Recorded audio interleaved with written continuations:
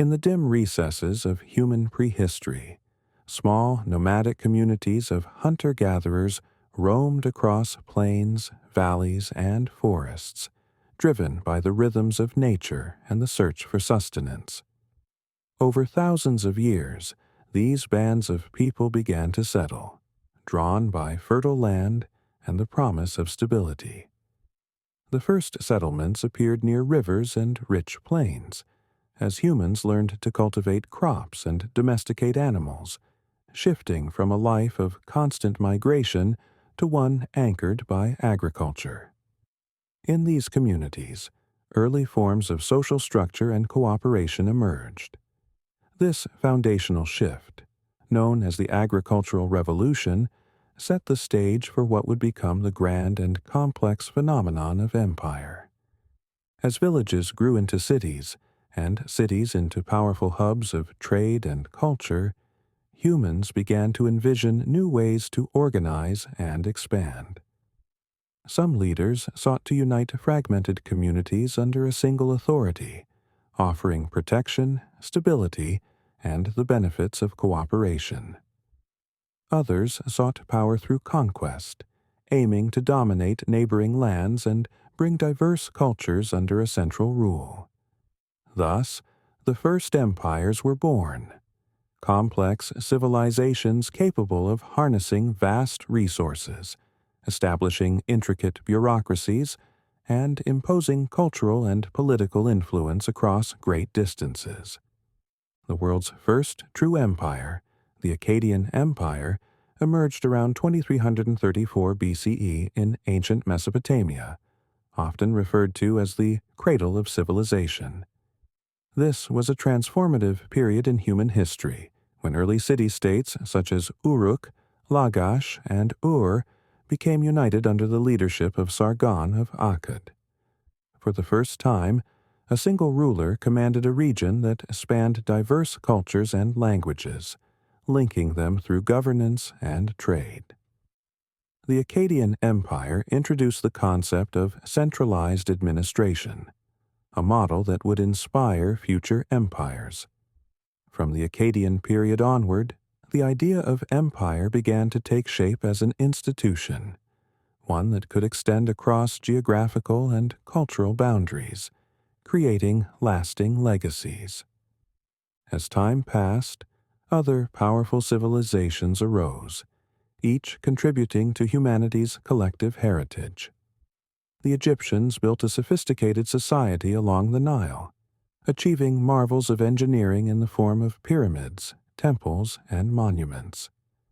The pharaohs ruled with authority thought to be divinely ordained, blending religion and governance in ways that would influence future empires. Further east, the Assyrians crafted an empire rooted in military prowess and strategic innovation, transforming warfare and governance to control vast territories. Their methods, though often brutal, exemplified the power and reach of a unified state, one that could mobilize resources, enforce order, and foster economic prosperity across diverse regions. Meanwhile, in the fertile lands of Persia, Cyrus the Great laid the foundation for one of history's most inclusive empires. The Persian Empire, with its policies of tolerance and respect for local cultures, demonstrated an alternative path to power, one that valued unity and cooperation over dominance. This approach enabled Persia to maintain a diverse and multi-ethnic empire, linking the Mediterranean world to the Indian subcontinent. The Persians' innovations in administration, infrastructure, and diplomacy would set standards for governance that would echo across centuries. Across the Mediterranean, the Greek city-states rose, each with its unique form of governance, culture, and values. Though initially fragmented, they would unite under Alexander the Great, whose conquests brought Greek culture to the far reaches of Asia, creating a blend of traditions that enriched the world. The Greeks introduced democracy, philosophy, and scientific inquiry. laying intellectual foundations that would inspire countless generations. Their influence reached Rome, where a small city on the banks of the Tiber River would grow into a monumental empire, one that would reshape Europe and lay the groundwork for Western civilization. The Romans, drawing from Greek ideals and innovating upon them, forged an empire that stretched from the British Isles to the deserts of North Africa, a testament to military might, administrative skill, and cultural integration. Roman law, engineering, and governance became hallmarks of civilization, and the Romans' impact on art, language, and politics would shape societies long after the fall of their empire. With the decline of Rome, the Eastern Roman or Byzantine Empire preserved and enriched Roman and Greek legacies, serving as a bridge between ancient and medieval worlds. Farther east, the Han dynasty in China fostered a golden age of culture, science, and trade.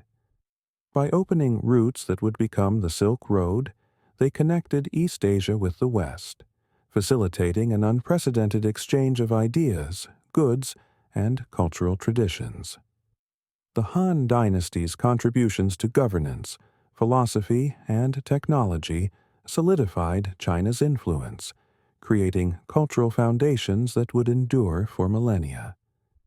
In the wake of these ancient empires, new forces arose. The Islamic caliphates, guided by religious principles and intellectual curiosity, ushered in a golden age of learning and cultural synthesis.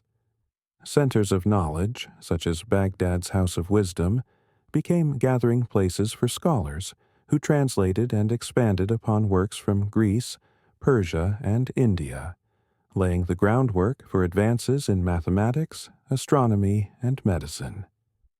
This spirit of discovery and openness helped bridge cultures, fostering an age of exploration and intellectual achievement that would impact both the Islamic world and Europe.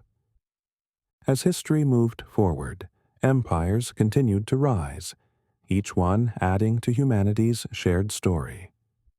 The Mongols, under Genghis Khan, forged the largest contiguous land empire in history, uniting nomadic tribes and establishing an era of trade, cultural exchange, and peace, known as the Pax Mongolica. Their influence spanned continents, connecting civilizations from China to Europe and transforming the world in the process. The rise and fall of these empires illustrate the cyclical nature of human civilization. While each empire was unique, many faced common challenges: overextension, economic strain, internal strife, and external pressures.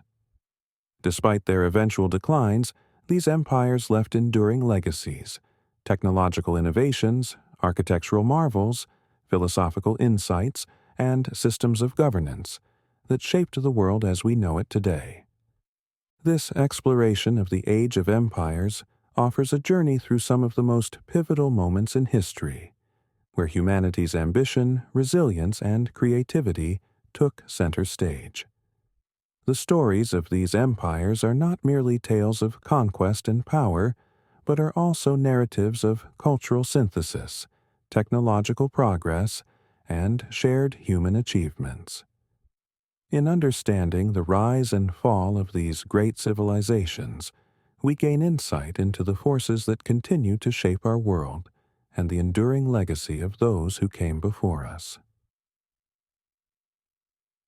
Chapter 1: The Akkadian Empire, the world's first empire. The Akkadian Empire, established around 2334 BCE by the legendary Sargon of Akkad, is recognized as the world's first empire.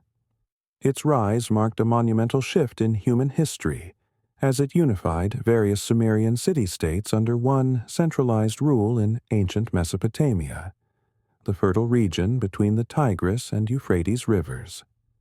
The Akkadian Empire transformed governance, military organization, and cultural exchange, creating a foundation upon which future empires would build.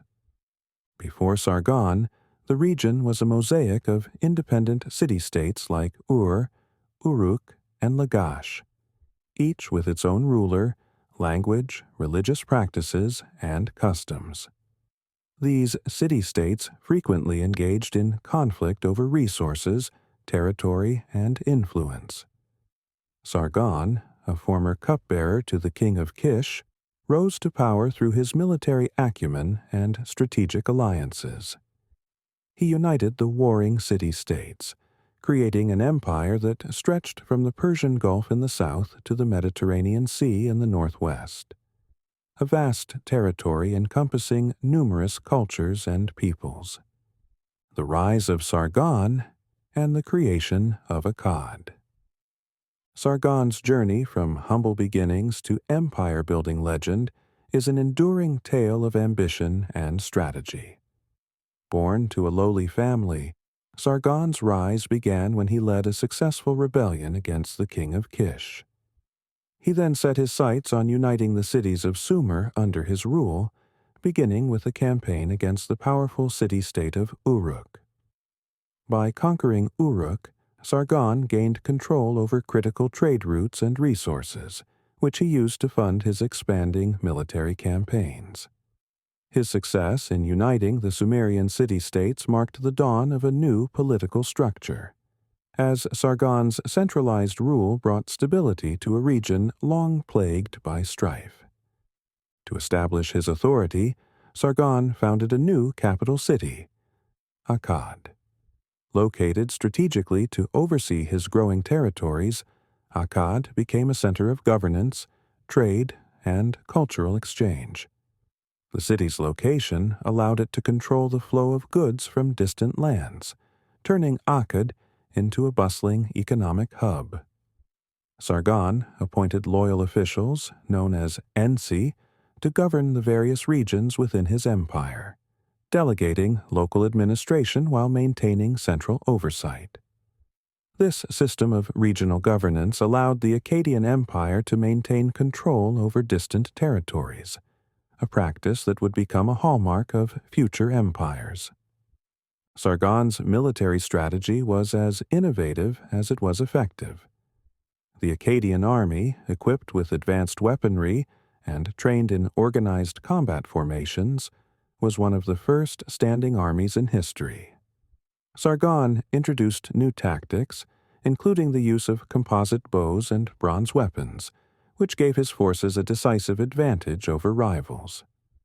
With his army, Sargon expanded the empire's borders, bringing under his rule a variety of cultures, from the mountainous regions of Elam to the trading cities along the Mediterranean coast. This expansion allowed Akkad to dominate trade routes, facilitating the movement of goods such as timber, metals, and luxury items from distant lands. Governance and bureaucratic innovations. Sargon's establishment of a centralized administration was a groundbreaking development.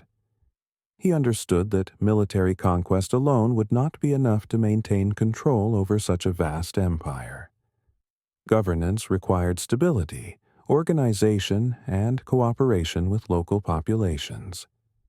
To achieve this, Sargon appointed regional governors to oversee provinces and collect taxes, creating one of the earliest known bureaucratic systems. These officials, often chosen from among the local elite or Akkadian loyalists, were responsible for upholding Akkadian laws, collecting tributes, and ensuring the smooth functioning of trade and agriculture.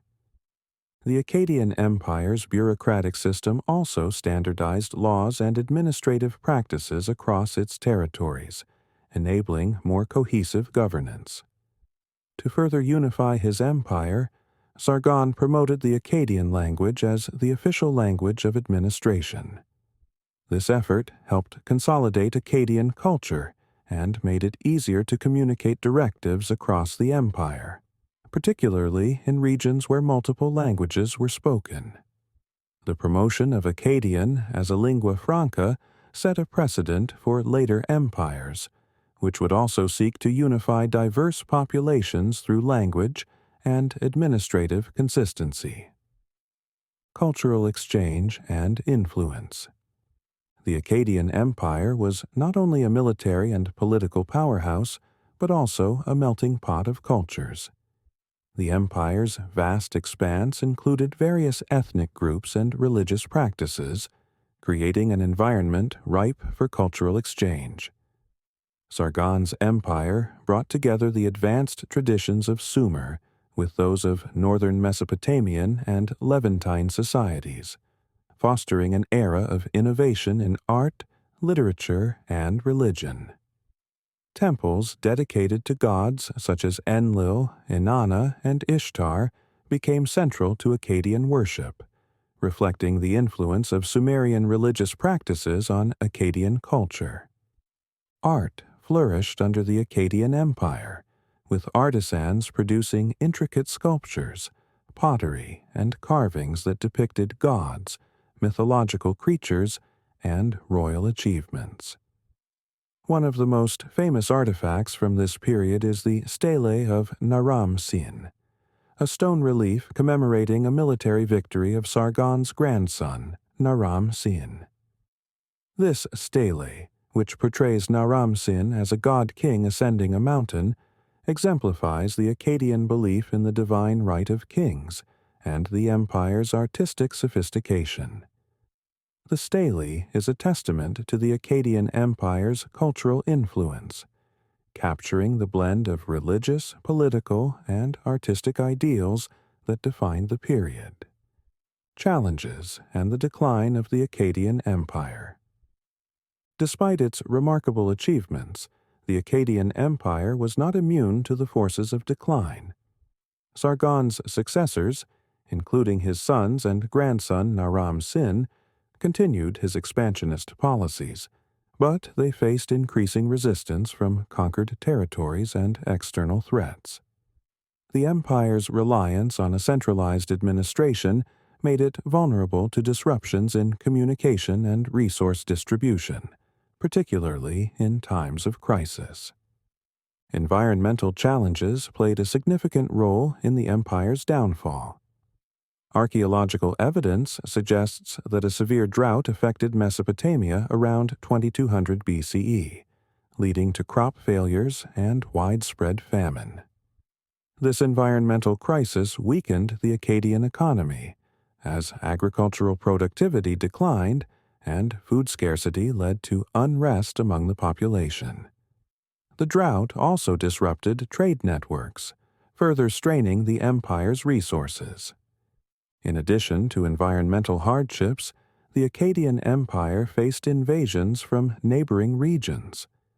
The Gutians, a group of semi-nomadic people from the Zagros Mountains, took advantage of the empire's weakened state and launched raids into Akkadian territory. Their incursions destabilized the empire, and by 2154 BCE, the Akkadian Empire had collapsed under the combined weight of internal strife, environmental disaster, and external pressure.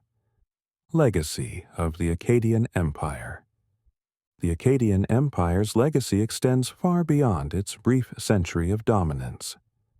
Sargon's model of centralized governance and regional administration influenced subsequent Mesopotamian civilizations, including the Babylonians and Assyrians, who adopted similar strategies to maintain control over large territories. The Akkadian Empire's emphasis on trade, cultural exchange, and linguistic unity set precedents that later empires would build upon, shaping the development of complex societies in the ancient world. The Akkadian language continued to be used as a diplomatic and administrative language in Mesopotamia for centuries, preserving the empire's cultural influence even after its fall. Sargon's story became legendary, inspiring later rulers who sought to emulate his achievements. His rise from humble beginnings to establish the world's first empire became a powerful narrative of ambition, resilience, and the transformative power of leadership. The Akkadian Empire's story is a reminder of the dynamic forces that shape human civilization: innovation, cultural exchange, and the challenges posed by nature and human conflict. Though the Akkadian Empire ultimately fell, its legacy endures as a testament to humanity's enduring quest to build, govern, and connect. The world's first empire laid the foundation for the age of empires that would follow, each one inheriting and expanding upon the ideas that Sargon and his successors introduced to the ancient world. Chapter 2: The Egyptian Empire. Kingdom along the Nile. The Egyptian Empire, stretching along the banks of the Nile River, is one of the most iconic and enduring civilizations in human history.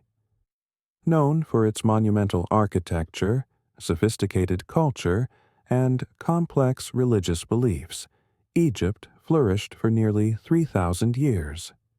The stability and prosperity of ancient Egypt were rooted in the Nile's predictable flooding, which provided fertile soil for agriculture, enabling Egypt to support a growing population and powerful state. Guided by a series of powerful pharaohs, Egyptian society was marked by remarkable achievements in engineering, art, science, and religion, creating a legacy that continues to captivate and influence the modern world. The foundations of Egyptian civilization. The Nile River was the lifeblood of ancient Egypt.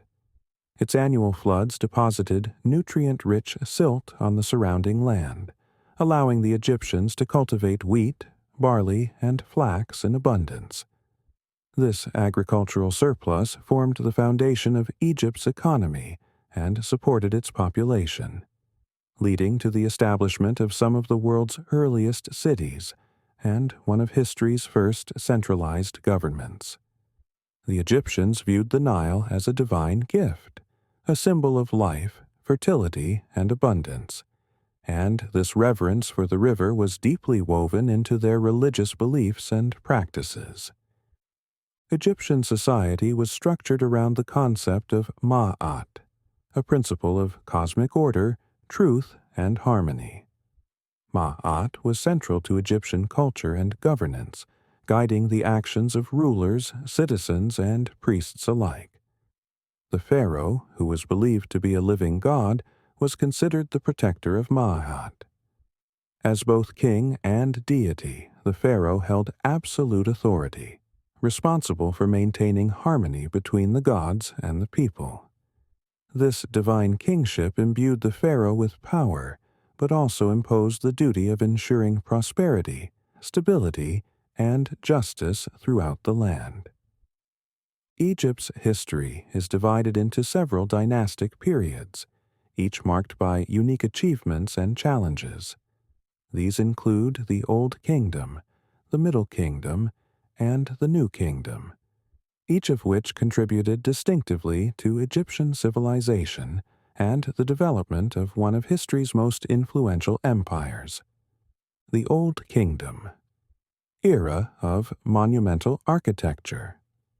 The Old Kingdom, c. 2686 to 181 BCE, is often called the Age of the Pyramids, due to its architectural achievements, most notably the pyramids at Giza. During this period, pharaohs like Djoser, Khufu, and Khafre commissioned monumental structures that symbolized their divine authority and the Egyptians' devotion to the afterlife. The pyramids, particularly the Great Pyramid of Khufu, are marvels of ancient engineering, reflecting the Egyptians' understanding of mathematics, astronomy, and construction techniques.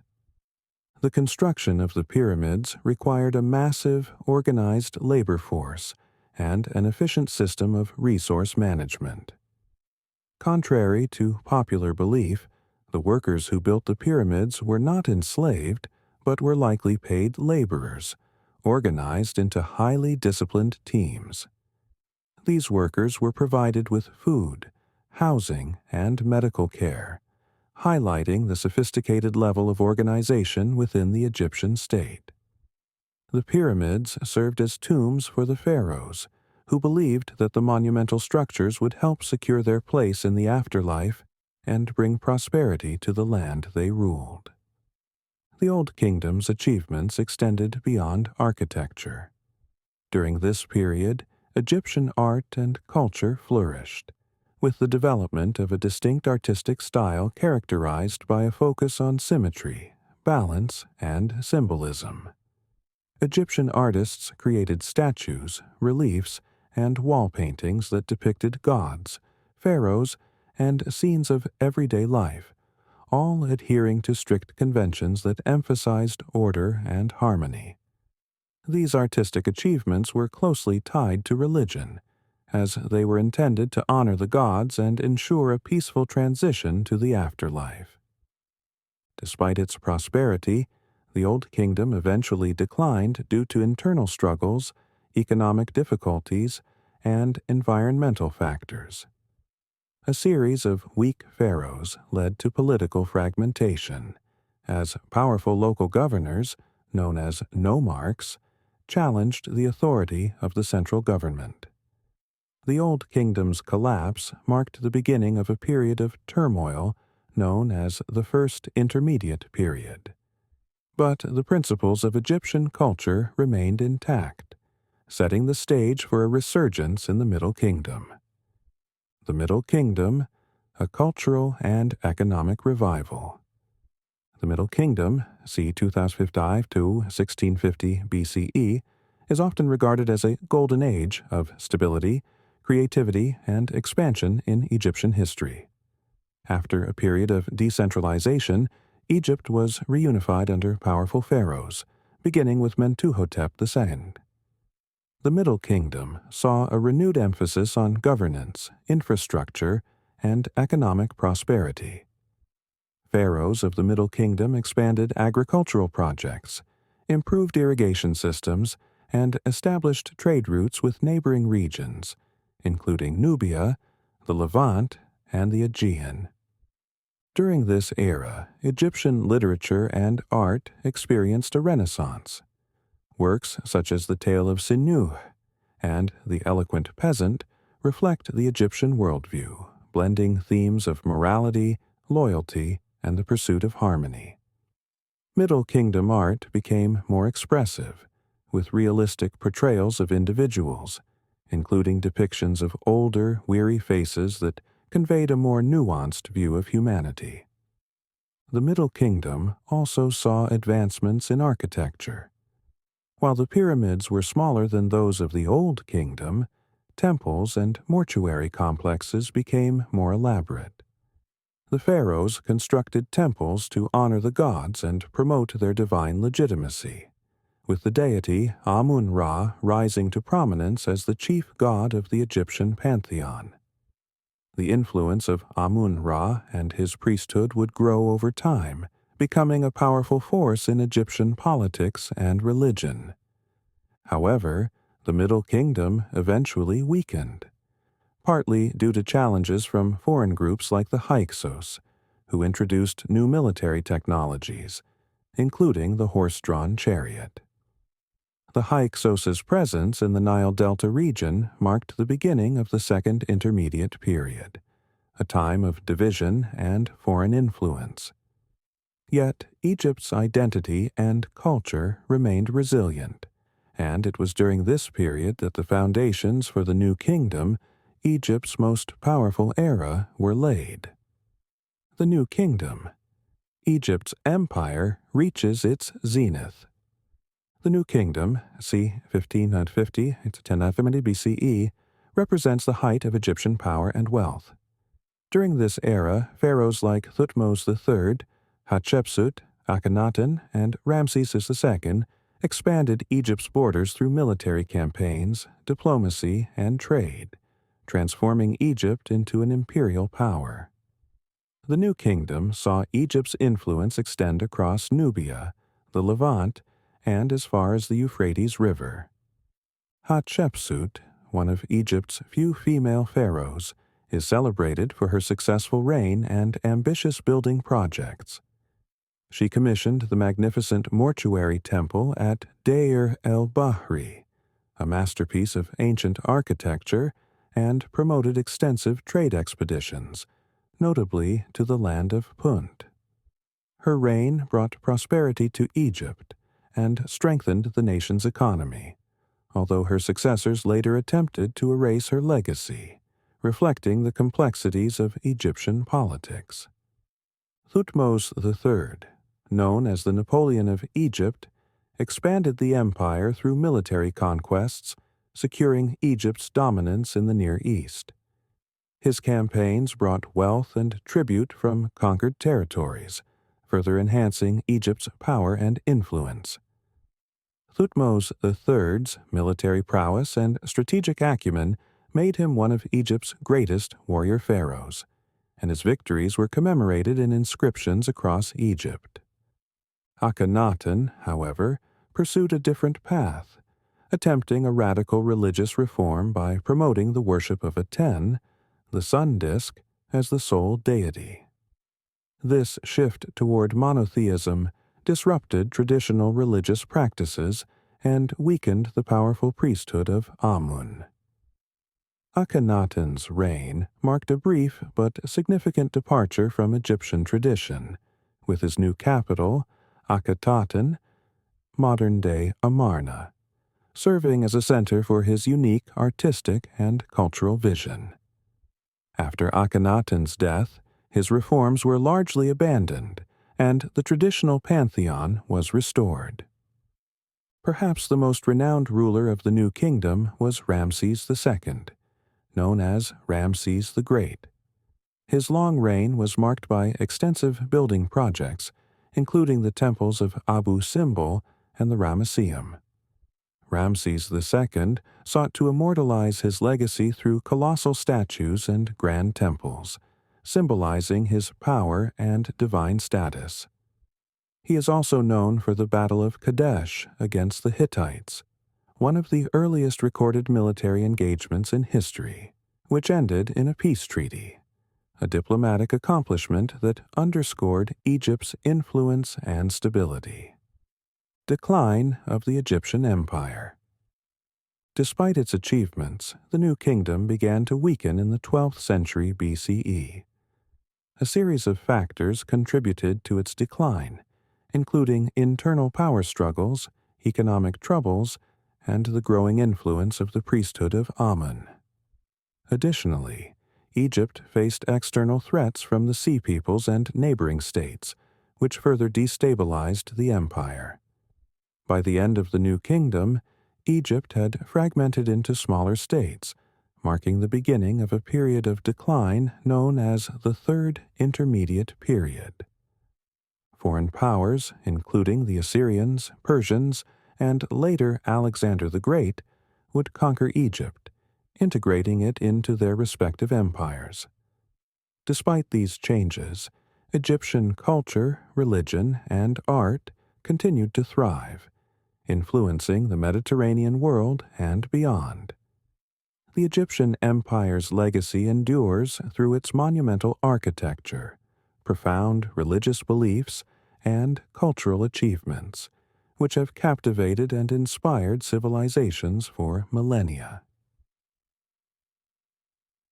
Chapter 3. The Assyrian Empire. Masters of Warfare and Innovation. The Assyrian Empire, one of history's most formidable ancient empires, rose to prominence in the heart of Mesopotamia. Known for its military strength, architectural achievements, and efficient administration, the Assyrian Empire reached its height between the 10th and 7th centuries BCE, dominating much of the Near East and beyond. With its origins in northern Mesopotamia, in cities like Ashur and Nineveh, the Assyrian Empire distinguished itself through advanced military tactics, innovative governance, and a culture that celebrated power and resilience. However, its success was not without a cost. The Assyrians' reliance on brutal tactics left a legacy of fear and resentment among its neighbors, ultimately contributing to the empire's eventual fall. The rise of the Assyrian Empire and early foundations. The early roots of Assyrian civilization can be traced back to the city of Ashur, which became a center of trade and culture along the Tigris River. Over time, the Assyrians developed a highly organized society centered around agriculture, trade, and worship of the god Ashur, for whom the city was named. Assyrian kings took on the role of both military leaders and spiritual representatives, entrusted with protecting the state and expanding its boundaries. Early Assyrian rulers focused on securing their immediate territory, but by the 14th century BCE, the Assyrians began to extend their influence through strategic alliances and military campaigns. The Assyrian Empire truly began to expand during the Neo-Assyrian period, c. 915–609 BCE, marked by a succession of powerful kings who transformed Assyria from a regional power into a vast empire.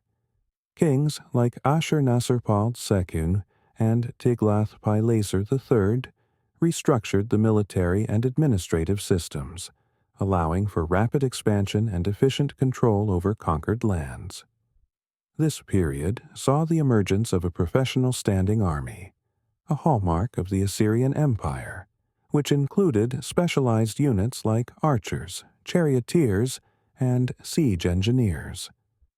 This highly trained and disciplined force enabled the Assyrians to conquer neighboring regions with unprecedented speed and effectiveness. Military innovations and brutal tactics.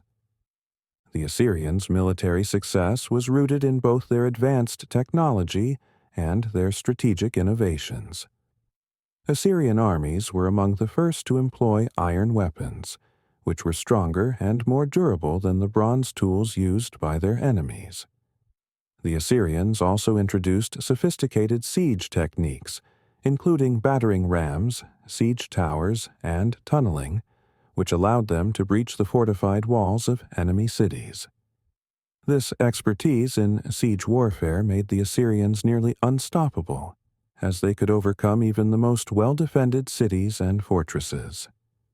The Assyrians were also known for their psychological warfare, using tactics designed to instill fear and prevent rebellion.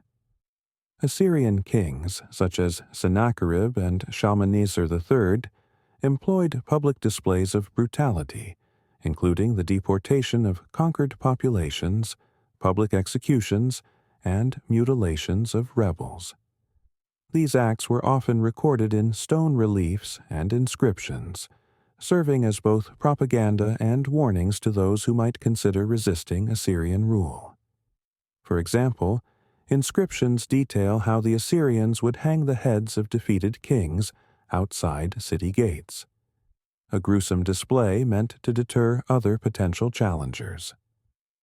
The Assyrians also introduced the practice of mass deportations, forcibly relocating conquered peoples to prevent uprisings and to repopulate Assyrian territories. These deportations served multiple purposes. They weakened rebellious regions, repopulated Assyrian cities, and provided a workforce for the empire's extensive construction projects.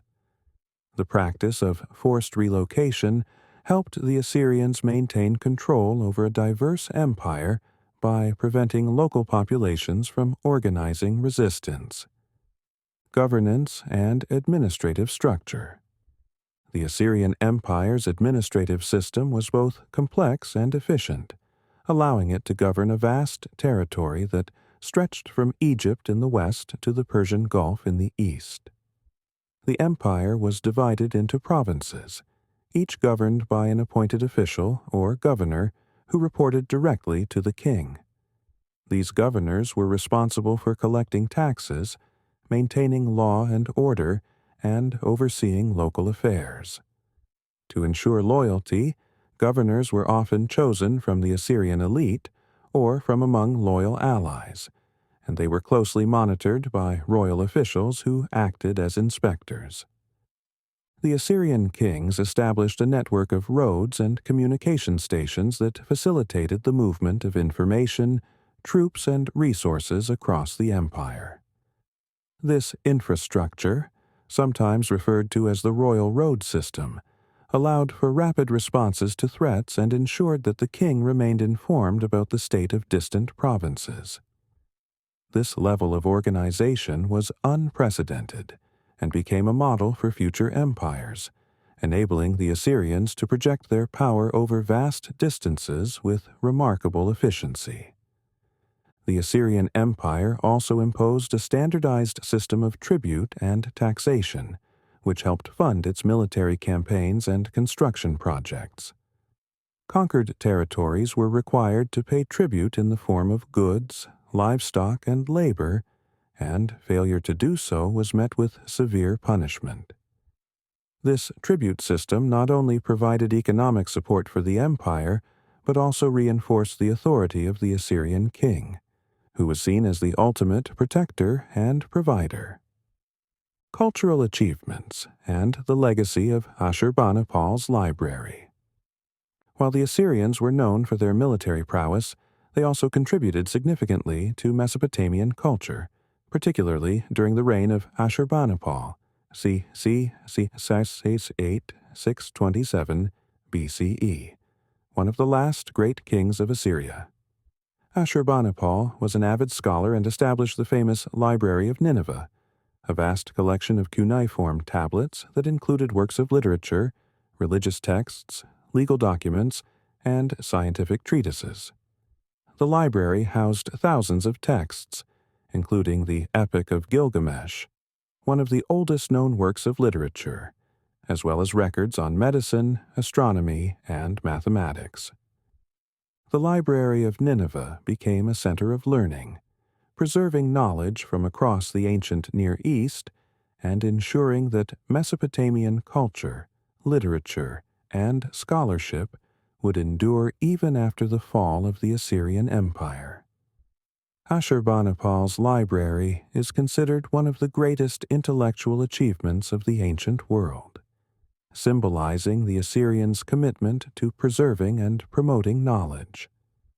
Assyrian art and architecture also flourished, with palaces adorned with intricate stone reliefs depicting military victories, religious ceremonies, and royal life. These reliefs, often carved on the walls of royal palaces, showcased the empire's grandeur and conveyed the power and authority of the Assyrian kings. Assyrian craftsmen excelled in sculpture, producing detailed statues of gods, animals, and mythical creatures.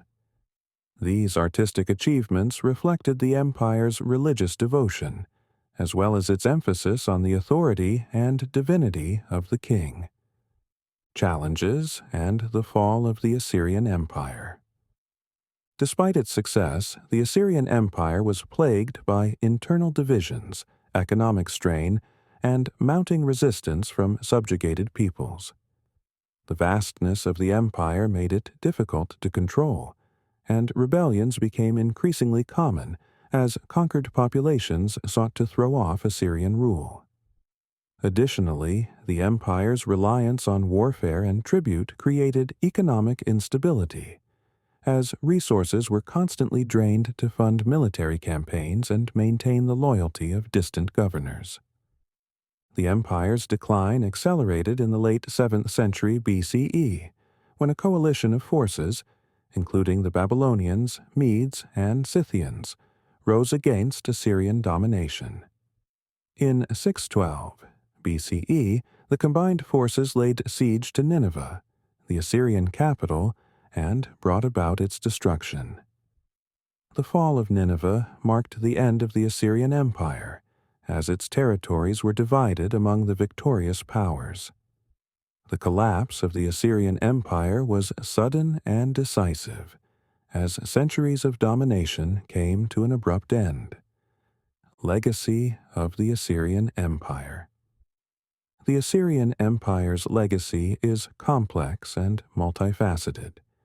While it is often remembered for its military ruthlessness and aggressive tactics, the empire also contributed significantly to the development of statecraft, military organization, and cultural preservation. The Assyrian innovations in governance, such as the use of provincial governors and the establishment of a postal network, influenced the administrative structures of later empires, including the Persian Empire and the Roman Empire. The cultural achievements of the Assyrian Empire, particularly the Library of Nineveh, preserved Mesopotamian knowledge for future generations. Ashurbanipal's library ensured that the literature, science, and religious traditions of the ancient Near East would survive and be rediscovered by scholars centuries later. The Assyrian emphasis on cultural preservation and scholarship highlights a lesser-known aspect of the empire, one that values knowledge as much as power.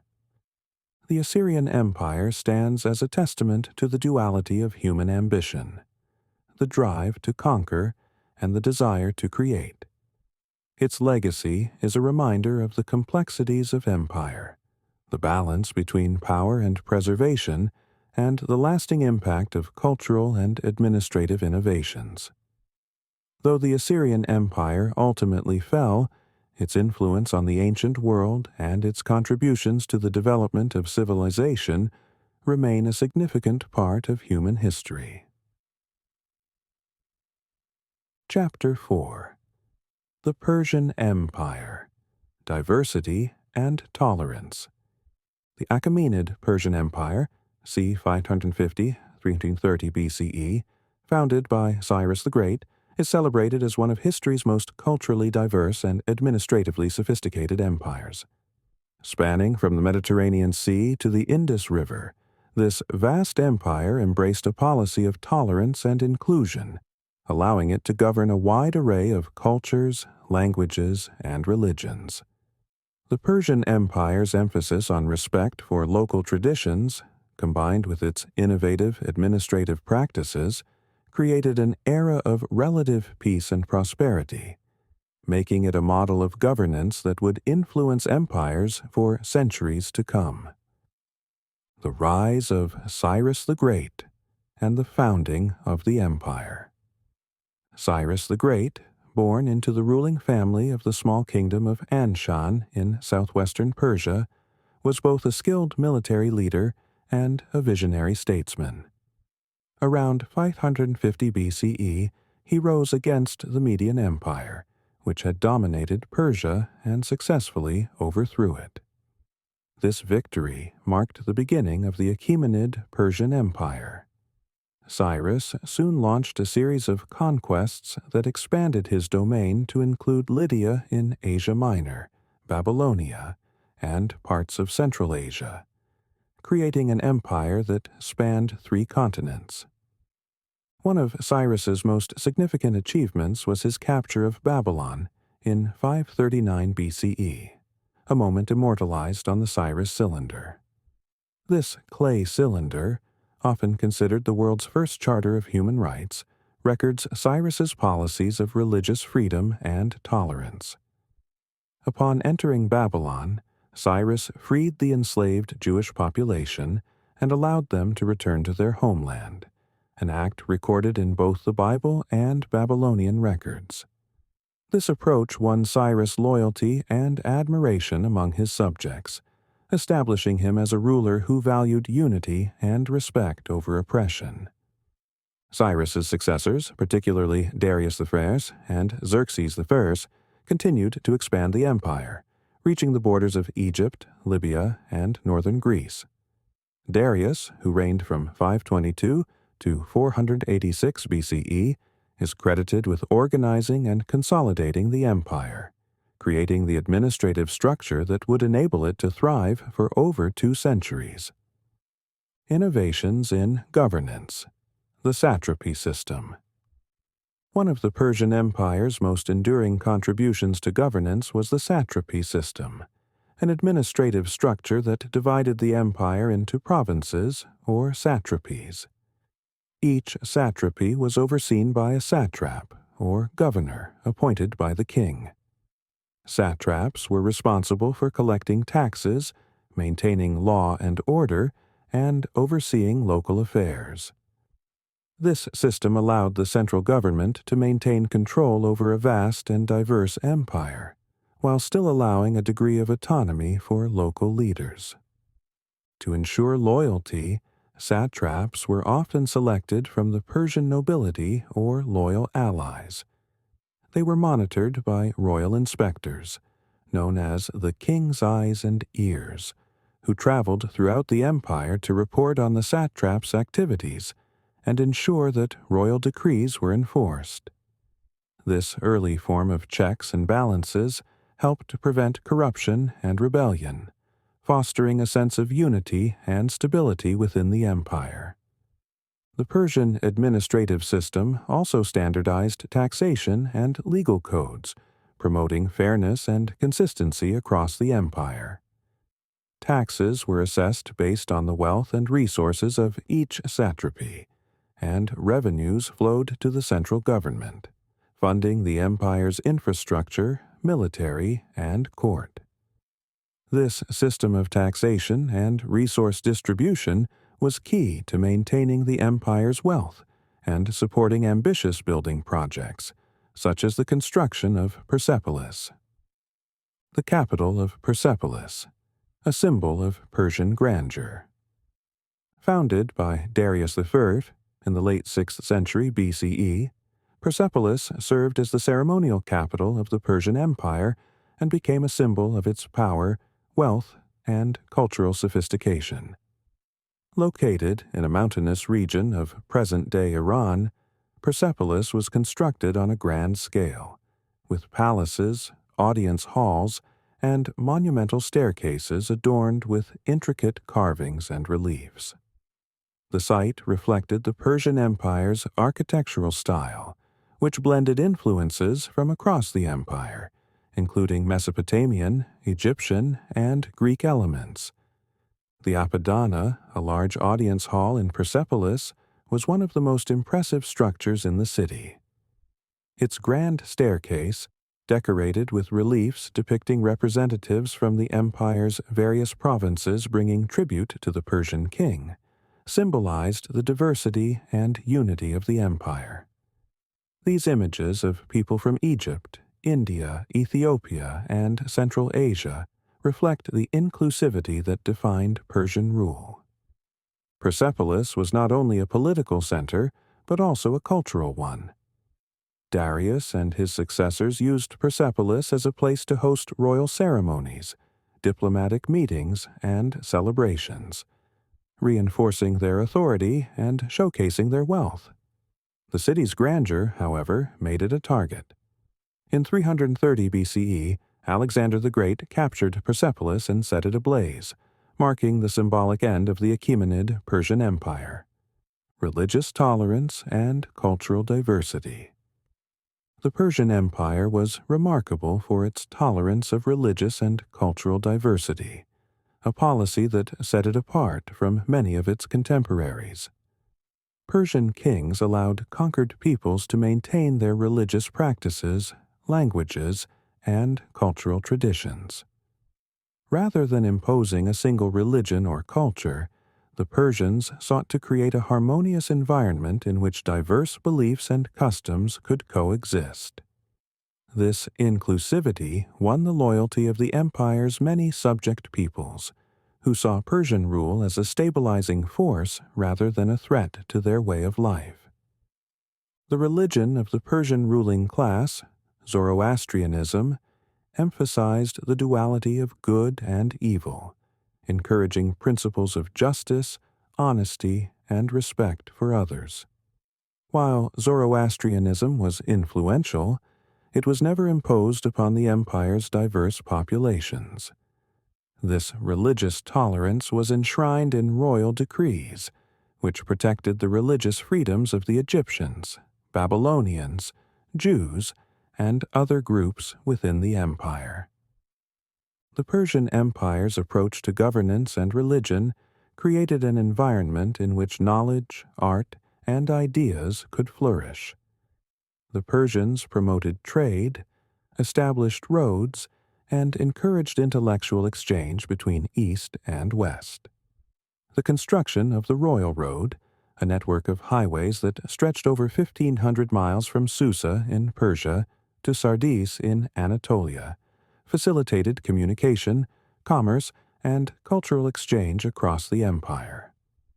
This road, along with a sophisticated postal system, allowed information and goods to travel efficiently, strengthening the ties between Persia's diverse provinces. Military organization and conflicts with Greece. The Persian Empire's military was highly organized and effective, with a well-trained infantry, cavalry, and elite units known as the Immortals, a force of 10,000 soldiers who formed the king's personal guard.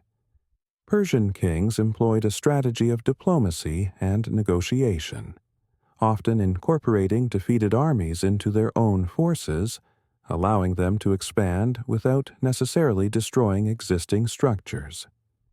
However, Persia's expansion eventually brought it into conflict with the independent city-states of Greece. The Greco-Persian Wars, which took place between 499 and 449 BCE, were a series of confrontations between the Persian Empire and a coalition of Greek states, including Athens and Sparta. Darius III launched an invasion of Greece in response to Greek support for rebellious cities in Anatolia, but his forces were defeated at the Battle of Marathon in 490 BCE. His successor, Xerxes I, renewed the campaign, leading a massive invasion force into Greece. Despite early victories, Xerxes' forces suffered a devastating defeat at Salamis and were eventually forced to withdraw, marking the end of Persian attempts to conquer Greece. The Greco-Persian Wars showcased the resilience of the Greek city-states, but they also highlighted the Persian Empire's ability to project power across vast distances. Although unsuccessful in Greece, the Persians retained control over their territories in Asia Minor and continued to influence the region, particularly through cultural and commercial connections. The decline and fall of the Persian Empire. The Achaemenid Persian Empire remained a dominant power until the rise of Alexander the Great in the 4th century BCE. In 334 BCE, Alexander launched a campaign against Persia, defeating the forces of Darius III at the Battle of Issus and later at Gaugamela. With Alexander's victory, the Persian Empire fell, and its territories were absorbed into Alexander's vast empire. The defeat of Persia marked the end of the Achaemenid dynasty, but the empire's legacy endured through its contributions to governance, culture, and tolerance. Legacy of the Persian Empire. The Persian Empire's legacy is one of innovation, tolerance, and cultural unity. Its administrative model, particularly the satrapy system, served as an inspiration for subsequent empires, including those of the Romans and Ottomans. The Persian emphasis on respect for local customs and religions created a model of governance that promoted stability in a multicultural society. This approach to rule set a standard for tolerance that influenced empires and nations long after the fall of the Achaemenids. The Persian Empire's contributions to infrastructure, including roads, canals, and irrigation systems, transformed the economies and societies of its territories, leaving lasting impacts on agriculture, commerce, and communication. Its achievements in art, architecture, and cultural exchange enriched the ancient world, and the preservation of Zoroastrian texts and philosophies continued to shape religious thought. The Persian Empire remains a symbol of what can be achieved through respect, inclusivity, and effective governance. Though it ultimately fell to Alexander's forces, The Persian model of empire endures as a testament to the power of diversity and the importance of balance in human governance. Chapter 5. The Greek Empire: Democracy, Philosophy, and Culture. The story of the Greek Empire is one of remarkable innovation in philosophy, democracy, science, and art. Although initially composed of small independent city-states such as Athens, Sparta, and Thebes, Greece's influence would eventually spread far beyond its borders, reaching as far as Egypt and India under the conquests of Alexander the Great. Known for the establishment of democracy, the birth of Western philosophy, and the development of theater, literature, and science, the Greek Empire created a legacy that continues to shape modern thought and governance.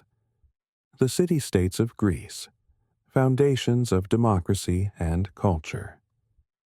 Greece's early civilization was characterized by its decentralized organization into city-states, or polei. Each polis was politically independent, with its own government, laws, and customs. While most city-states were governed by oligarchies or monarchies, Athens distinguished itself by developing a system of democracy in the 5th century BCE. Led by reformers like Solon and Cleisthenes, Athenian democracy introduced the concept of citizen participation in government, where free male citizens had the right to vote on decisions affecting the state. Athenian democracy was a radical departure from traditional governance and a model for political organization. It emphasized the concept of equal participation, or isonomia, where every citizen had a voice in decision-making, regardless of wealth or social standing. Citizens gathered in the assembly, or ecclesia, where they debated and voted on laws, policies, and issues of war and peace. Positions of power were often chosen by lot, a practice designed to prevent corruption and ensure fairness. Although Athenian democracy had its limitations, it excluded women, slaves, and non-citizens. The ideals it represented laid the groundwork for future democratic systems. Beyond politics, Athens was a center of culture and intellectual achievement. The city was home to philosophers, scientists, poets, and artists who shaped the course of Western thought. During the 5th century BCE, often referred to as Greece's Golden Age, figures like Socrates, Plato, and Aristotle explored questions of ethics, logic, metaphysics, and human nature, establishing schools of thought that would endure for millennia. Their works, including Plato's Republic and Aristotle's Nicomachean Ethics, addressed themes of justice, governance, and morality, forming the basis of Western philosophy. Sparta and the Greek military tradition. While Athens championed democracy and intellectual pursuits, Sparta was renowned for its military prowess and rigorous social structure. The Spartans lived by a strict code of discipline and self-sacrifice, training their citizens from a young age to become skilled warriors. Spartan society was organized around a dual monarchy, with 2 kings who ruled in times of war and peace, and an assembly of elders who advised on political matters. Spartan citizens were expected to prioritize the needs of the state above all else, and their education emphasized physical endurance, loyalty, and obedience. The contrast between Athens and Sparta represented 2 distinct approaches to life and governance. Athens celebrated freedom, debate, and the pursuit of knowledge, while Sparta valued strength, discipline, and communal loyalty. This duality became central to Greek identity and provided a balance of intellectual and military traditions that would prove essential in times of conflict. The Persian Wars, a test of unity and resilience. The Greek city-state's most significant challenge came with the Persian Wars, 499–449 BCE, a series of conflicts between Greece and the vast Persian Empire. The wars began when Athens supported the Ionian revolt against Persian rule in Asia Minor, prompting Darius the Fair of Persia to launch an invasion of Greece. The first major confrontation, the Battle of Marathon in 490 BCE, saw the vastly outnumbered Athenians achieve a stunning victory against the Persian forces. This triumph not only preserved Athens, but also demonstrated the strength of Greek unity and the effectiveness of their citizen army. A decade later, Xerxes the Fair, the son of Darius, sought to conquer Greece once again. He launched an enormous invasion, bringing an army and navy that reportedly numbered in the hundreds of thousands. The Greeks, realizing the need for unity, formed an alliance led by Athens and Sparta. The Battle of Thermopylae became one of the most iconic engagements of the war, where King Leonidas of Sparta and his 300 Spartans, along with allies from other city-states, held off the Persian forces at a narrow pass for 3 days. Although the Persians ultimately defeated the Greeks at Thermopylae, the battle served as a powerful symbol of resistance and courage. The decisive Greek victory came at the Battle of Salamis, a naval engagement where the Athenian navy, under Themistocles, lured the Persian fleet into a narrow strait, allowing the smaller and more maneuverable Greek ships to prevail. This victory, followed by the Greek triumph at the Battle of Plataea in 479 BCE, forced Xerxes to withdraw, securing Greece's independence and marking a turning point in Greek history. The Persian Wars underscored the importance of unity among the Greek city-states and solidified their shared sense of identity and pride. The Delian League and the Athenian Empire. In the aftermath of the Persian Wars, Athens emerged as a dominant power in Greece and established the Delian League, a coalition of Greek city-states united to defend against future Persian aggression. Over time, however, Athens transformed the League into a vehicle for its own imperial ambitions, imposing Athenian control over its allies and demanding tributes to fund its growing empire. Under the leadership of Pericles, Athens used these resources to finance grand architectural projects, including the Parthenon, a temple dedicated to the goddess Athena, symbolizing Athenian power and cultural achievements. Athens entered a period of cultural and intellectual flourishing during Pericles' leadership. Known as the Age of Pericles, this era saw advancements in art, theater, philosophy, and democracy. Playwrights such as Sophocles, Euripides, and Aristophanes created works of tragedy and comedy that explored themes of fate, justice, and the complexities of human nature. These plays, performed in open-air theaters, were not only entertainment, but also a means of engaging the public in social and political issues, reflecting the democratic spirit of Athenian society. However, Athenian dominance and imperialism bred resentment among other Greek city-states, particularly Sparta, leading to the Peloponnesian War, 431–404 BCE. This protracted conflict pitted the Athenian Empire against the Peloponnesian League, led by Sparta, in a struggle for control over Greece. The war ultimately ended with Athens's defeat, weakening the Greek city-states and leaving them vulnerable to external forces. The Peloponnesian War marked the beginning of the end of the classical Greek era, as internal strife and political fragmentation undermined Greece's unity. The rise of Macedon and the conquests of Alexander the Great. The rise of Macedon, a kingdom in northern Greece, marked the next stage in the story of the Greek Empire. Under King Philip II, Macedon unified the Greek city-states and established a powerful military. Philip's reforms, which included the creation of the Macedonian phalanx, a highly disciplined formation of soldiers armed with long spears, revolutionized Greek warfare and allowed Macedon to dominate its southern neighbors. Philip's son, Alexander the Great, inherited this formidable army and embarked on a campaign of conquest that would create one of the largest empires in history. In 334 BCE, Alexander crossed into Asia Minor, beginning a decade-long campaign that took him through Persia, Egypt, and as far as India. Alexander's conquests spread Greek culture and ideas across the known world, creating a new era known as the Hellenistic Age. Alexander's vision was not only to conquer, but to unify diverse cultures under a shared Greek influence, often referred to as Hellenization.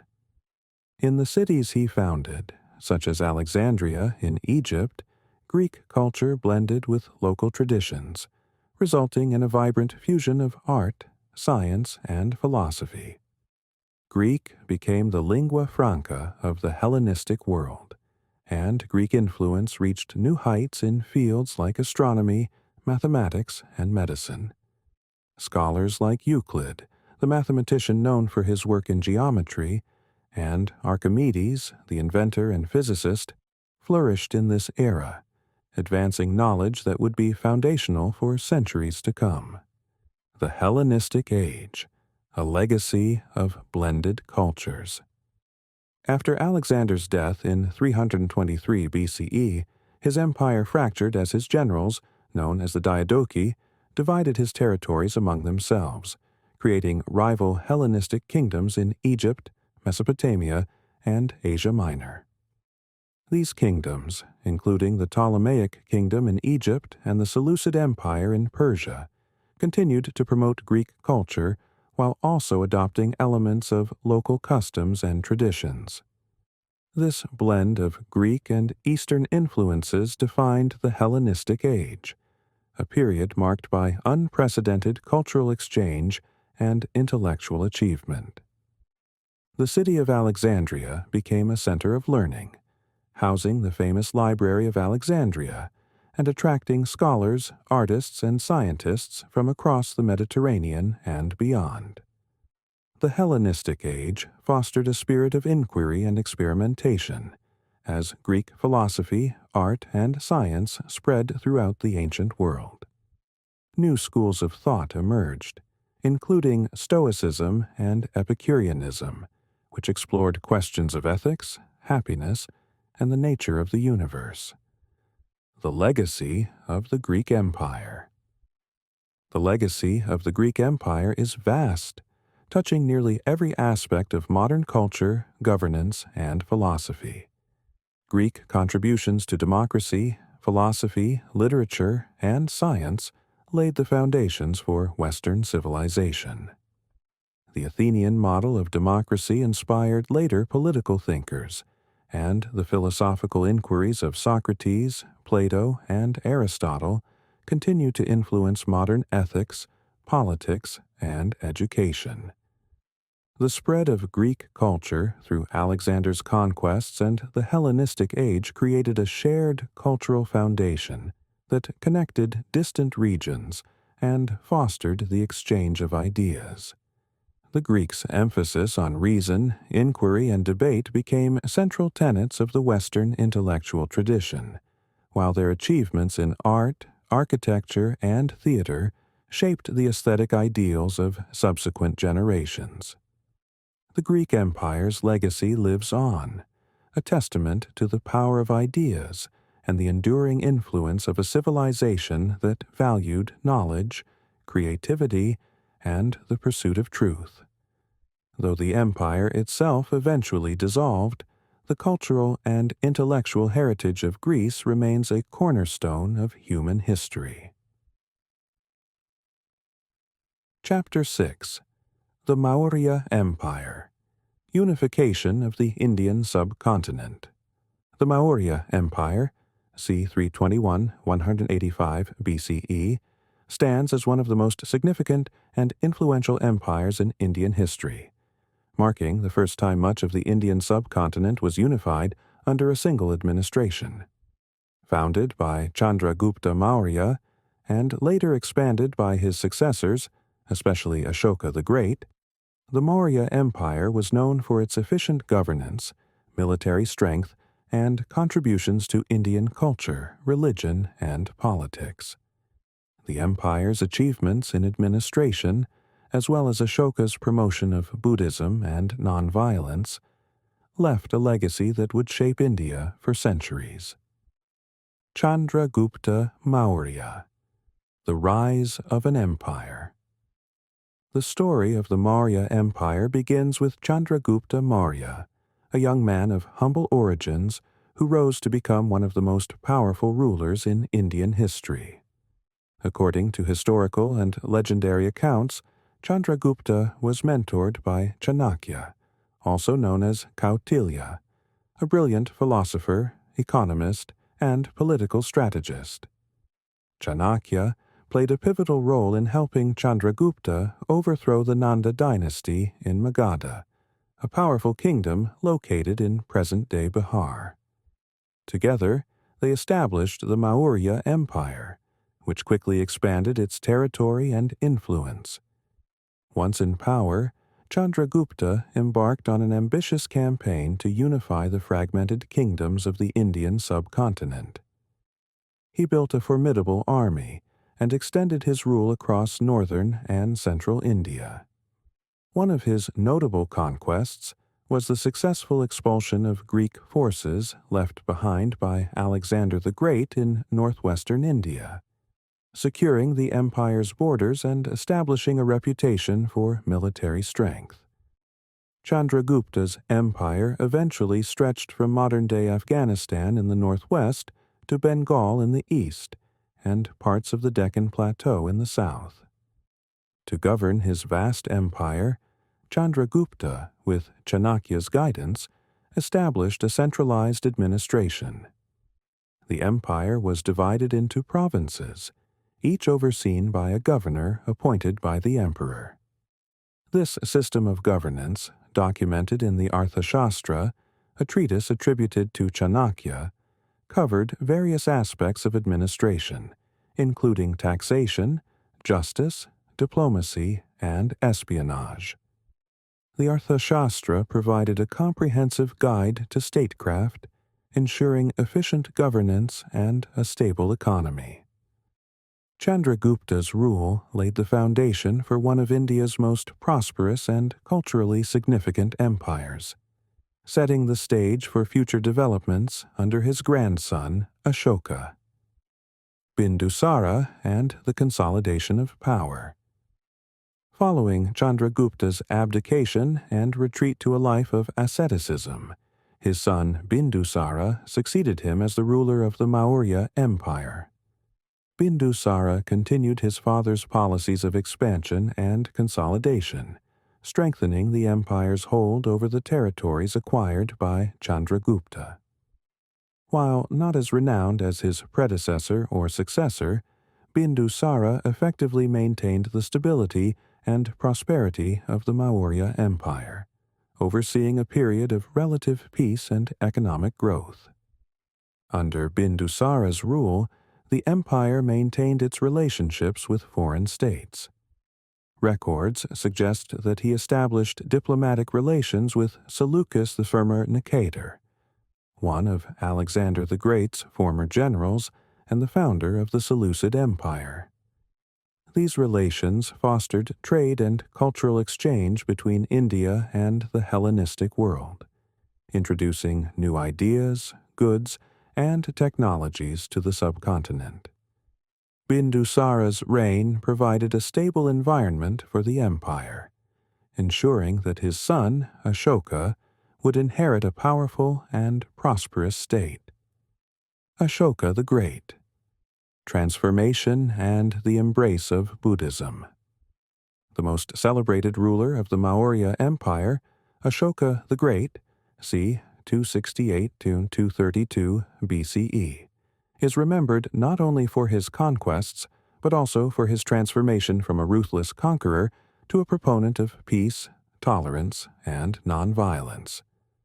Early in his reign, Ashoka sought to expand the empire through military campaigns. His most notable and brutal campaign was the conquest of Kalinga, a region on the eastern coast of India. The Battle of Kalinga resulted in massive casualties, with thousands killed and many more displaced. The scale of the devastation deeply affected Ashoka, prompting a dramatic shift in his beliefs and policies. Moved by the suffering he had caused, Ashoka embraced Buddhism and renounced violence, dedicating the rest of his reign to promoting dharma, or righteousness. He declared Buddhism the guiding philosophy of his rule, encouraging compassion, morality, and tolerance among his subjects. Ashoka's commitment to these principles is evident in his edicts, a series of inscriptions carved into rocks, pillars, and cave walls across the empire. Written in various languages, including Prakrit and Greek, these edicts conveyed Ashoka's values and policies, reaching people across the vast Mauryan Empire. The edicts of Ashoka serve as one of the earliest known examples of state-supported ethical and religious education. They cover topics such as the humane treatment of animals, respect for elders, care for the poor, and religious tolerance. Ashoka's edicts also promoted nonviolence and discouraged unnecessary sacrifices, reflecting his commitment to Buddhist principles. Ashoka established hospitals, animal shelters, and welfare programs for his people, setting a precedent for governance that prioritized social welfare and moral integrity. Ashoka's adoption of Buddhism and his promotion of its teachings had a lasting impact on Indian society and religion. He supported the spread of Buddhism beyond India, sending missionaries to regions such as Sri Lanka, Central Asia, and Southeast Asia, which helped establish Buddhism as a major world religion. Ashoka's legacy as a ruler dedicated to peace and compassion would inspire future generations, both in India and abroad, making him one of history's most revered figures. Governance and the Arthashastra. The Maurya Empire's governance system was highly structured and organized, with policies guided by the principles outlined in the Arthashastra. Attributed to Chanakya, the Arthashastra is an ancient treatise on politics, economics, military strategy, and governance. It provides insights into the Mauryan administrative structure, including its emphasis on bureaucracy, intelligence gathering, and law enforcement. The Maurya Empire was divided into provinces, each governed by a royal official who reported directly to the emperor. Local administration was further divided into districts and villages, with officials overseeing various aspects of governance, from taxation to law and order.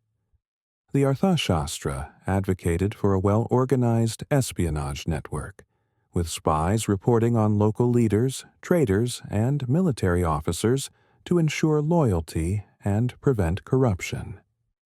The Mauryan economy was primarily agrarian, with taxes on land and agriculture forming the empire's main source of revenue. The state also controlled mines, forests, and trade routes, enabling the Maurya Empire to fund its military campaigns and public works projects. The Arthashastra emphasized the importance of a strong central government and an active military to protect the state's interests and ensure prosperity. Cultural achievements and legacy. Under the Maurya Empire, Indian culture and intellectual pursuits flourished. The empire encouraged the arts, literature, and science, fostering a cultural renaissance that enriched Indian society. Buddhist monasteries and stupas were constructed throughout the empire, promoting artistic expression and religious devotion. Ashoka's patronage of Buddhism led to the creation of intricate stone carvings, statues of the Buddha, and stupas, which became important symbols of Buddhist art and architecture. One of the most famous monuments from the Maurya period is the Sanchi Stupa, commissioned by Ashoka. This massive, dome-shaped structure, located in central India, serves as a reliquary for Buddhist relics and features intricate carvings that depict scenes from the Buddha's life. The Sanchi Stupa remains one of India's most significant archaeological sites, and a testament to the Maurya Empire's architectural achievements. The Maurya Empire also promoted intellectual and scientific advancements. Indian scholars studied mathematics, astronomy, and medicine, contributing to knowledge that would later influence Islamic and European science. The concept of zero and advancements in algebra and geometry can be traced back to this period, reflecting the Maurya Empire's commitment to learning and intellectual growth. Decline of the Maurya Empire. Despite its achievements, the Maurya Empire began to decline after Ashoka's death. Without his unifying presence, the empire struggled with internal conflicts, succession disputes, and economic challenges. Subsequent rulers lacked Ashoka's vision and leadership, and the centralized administration began to weaken. The empire's vast size made it difficult to govern, and local leaders gradually gained more autonomy, reducing the influence of the central government. In the early 2nd century BCE, the Maurya Empire faced external threats from invading forces, including the Greeks and Central Asian tribes. Around 185 BCE, the last Mauryan ruler, Brihadratha, was assassinated by his general Pushyamitra Shunga, marking the end of the Maurya Empire and the beginning of the Shunga dynasty. Although the empire disintegrated, its achievements in governance, culture, and religion left an indelible mark on Indian civilization. Legacy of the Maurya Empire. The Maurya Empire's legacy is one of unity, ethical governance, and cultural flourishing. It demonstrated the possibility of a large, centralized state in India, inspiring future empires such as the Gupta Empire. Ashoka's promotion of Buddhism and commitment to nonviolence had a profound impact on Indian society, establishing principles of compassion and tolerance that continue to resonate today. The empire's administrative innovations, as outlined in the Arthashastra, laid the groundwork for statecraft in India, while its cultural and religious contributions enriched the spiritual and intellectual landscape of the subcontinent. The Maurya Empire's emphasis on moral governance and social welfare set a precedent for rulers who sought to balance power with compassion, making it one of the most celebrated periods in Indian history. Chapter 7. The Roman Empire, Engineering, Law, and Lasting Legacy. The Roman Empire, 27 BCE, 476 CE, was one of the most influential empires in history, stretching from the British Isles to North Africa and the Middle East. Renowned for its achievements in governance, law, engineering, and military strategy, Rome created a legacy that shaped Western civilization for millennia. The empire's sophisticated systems of governance, legal principles, and infrastructure set new standards for organization and innovation, while its cultural achievements in art, literature, and philosophy continue to inspire. The foundations of Rome and the Roman Republic. The origins of Rome are steeped in myth and legend, with stories of Romulus and Remus, the twin brothers raised by a she-wolf, who are said to have founded the city of Rome in 753 BCE. From its early days as a small settlement along the Tiber River, Rome grew into a powerful city-state. Around 509 BCE, Rome overthrew its monarchy and established a republic, a political system that emphasized representation, checks and balances, and a division of powers, a model that would inspire later democratic governments. The Roman Republic was marked by a complex system of governance, with two annually elected consuls who shared executive power, a Senate that represented Rome's aristocracy, and various assemblies that represented the common people. This structure allowed Rome to maintain stability while expanding its territories through alliances, military conquests, and diplomacy. The Republic's emphasis on civic duty and shared governance fostered a strong sense of Roman identity, even as the state grew more powerful and diverse. As Rome expanded, conflicts arose between the patricians, the aristocratic elite, and the plebeians, the common people, leading to social reforms and the 12 Tables, Rome's first written code of law established around 450 BCE. The 12 Tables provided a legal framework that emphasized equality before the law, setting a precedent for future legal systems. Military expansion and the rise of the Roman Empire. The Roman Republic's expansion was driven by its highly disciplined and organized military. Roman soldiers, known as legionaries, were part of a professional army that was divided into legions, each consisting of about 5,000 men. The Roman military's adaptability and discipline allowed it to conquer a wide range of territories, from the Carthaginian strongholds in North Africa to the Celtic tribes in Gaul, modern-day France. The Romans built an extensive network of roads and fortresses, which enabled them to move troops quickly across their empire, ensuring control over distant provinces. One of Rome's most significant conflicts was the Punic Wars, 264–146 BCE, a series of 3 wars against Carthage, a powerful city-state on the northern coast of Africa. The Second Punic War, in particular, featured Hannibal, a Carthaginian general who famously crossed the Alps with a contingent of war elephants to attack Rome.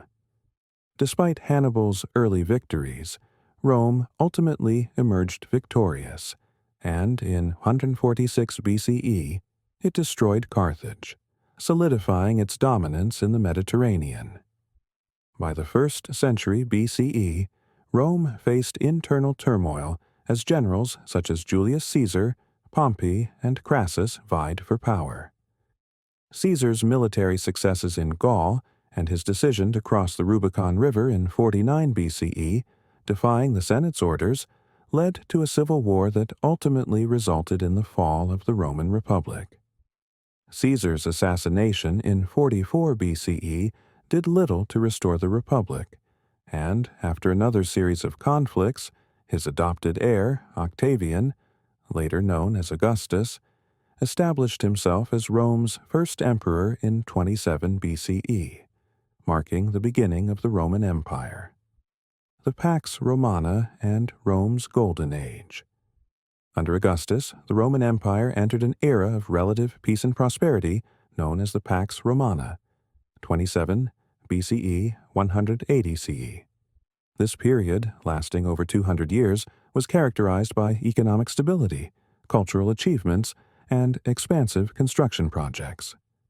Augustus reformed the administration, establishing a professional civil service and a standing army loyal to the emperor rather than individual generals.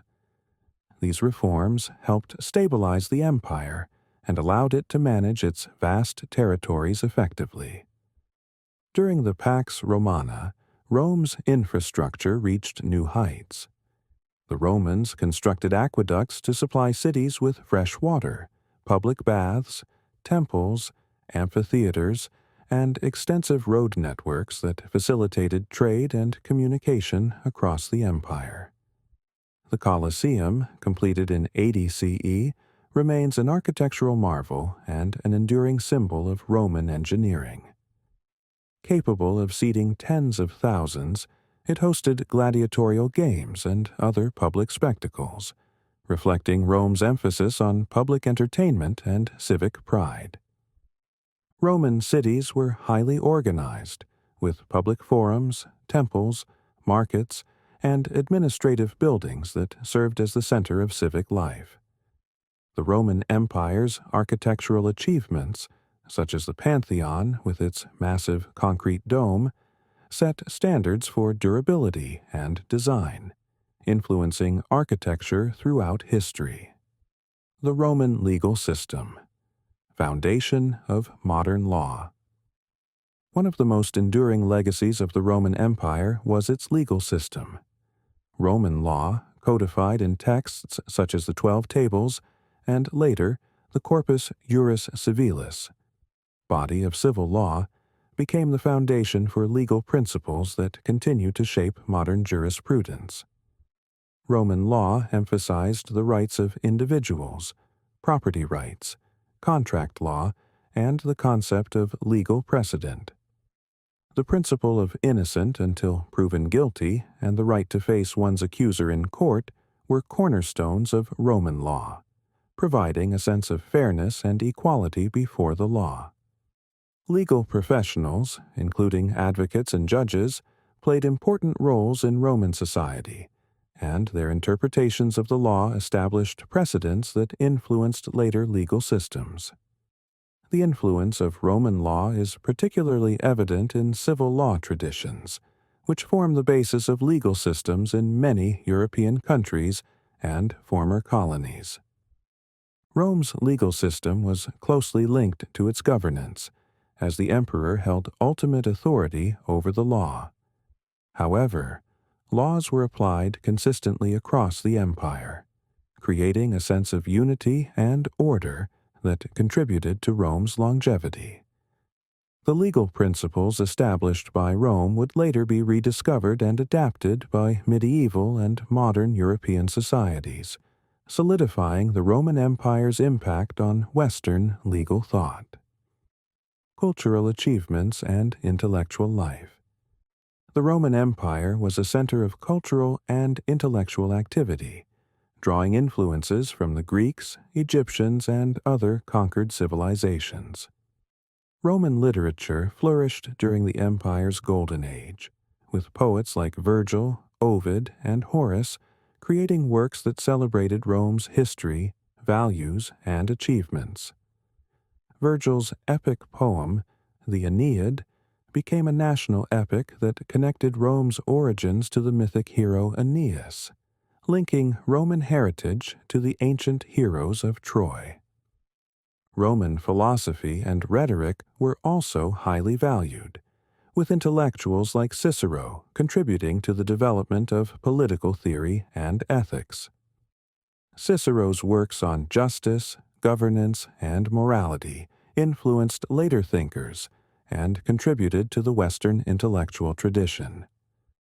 Roman scientists and engineers made significant advancements in areas such as astronomy, geography, and medicine, building upon the knowledge of earlier civilizations and adding their own innovations. Roman religion initially focused on traditional gods and goddesses, such as Jupiter, Juno, and Mars, who represented various aspects of life and society. However, as the empire expanded, it absorbed deities and religious practices from other cultures. This tolerance for diverse beliefs contributed to Rome's cultural richness and fostered a spirit of inclusivity. In the 4th century CE, under Emperor Constantine, Christianity was legalized and eventually became the empire's dominant religion, transforming Roman spiritual life and influencing European history for centuries. The decline and fall of the Roman Empire. By the 3rd century CE, the Roman Empire began to face a series of challenges that ultimately led to its decline. Political instability, economic troubles, military overextension, and external pressures weakened the empire's foundations. The crisis of the 3rd century, 235–284 CE, saw frequent changes in leadership, with over 20 emperors in a span of 50 years. This instability disrupted governance and weakened the empire's defenses. Emperor Diocletian attempted to address these issues by dividing the empire into two parts, the Eastern and Western Roman empires, in 285 CE. This division was intended to make governance more manageable, with each half ruled by a separate emperor. However, it also created a lasting separation that weakened the unity of the empire. The Eastern Roman Empire, centered in Constantinople, thrived, while the Western Roman Empire continued to decline. In the 5th century, the Western Roman Empire faced invasions from Germanic tribes, including the Visigoths, Vandals, and Ostrogoths.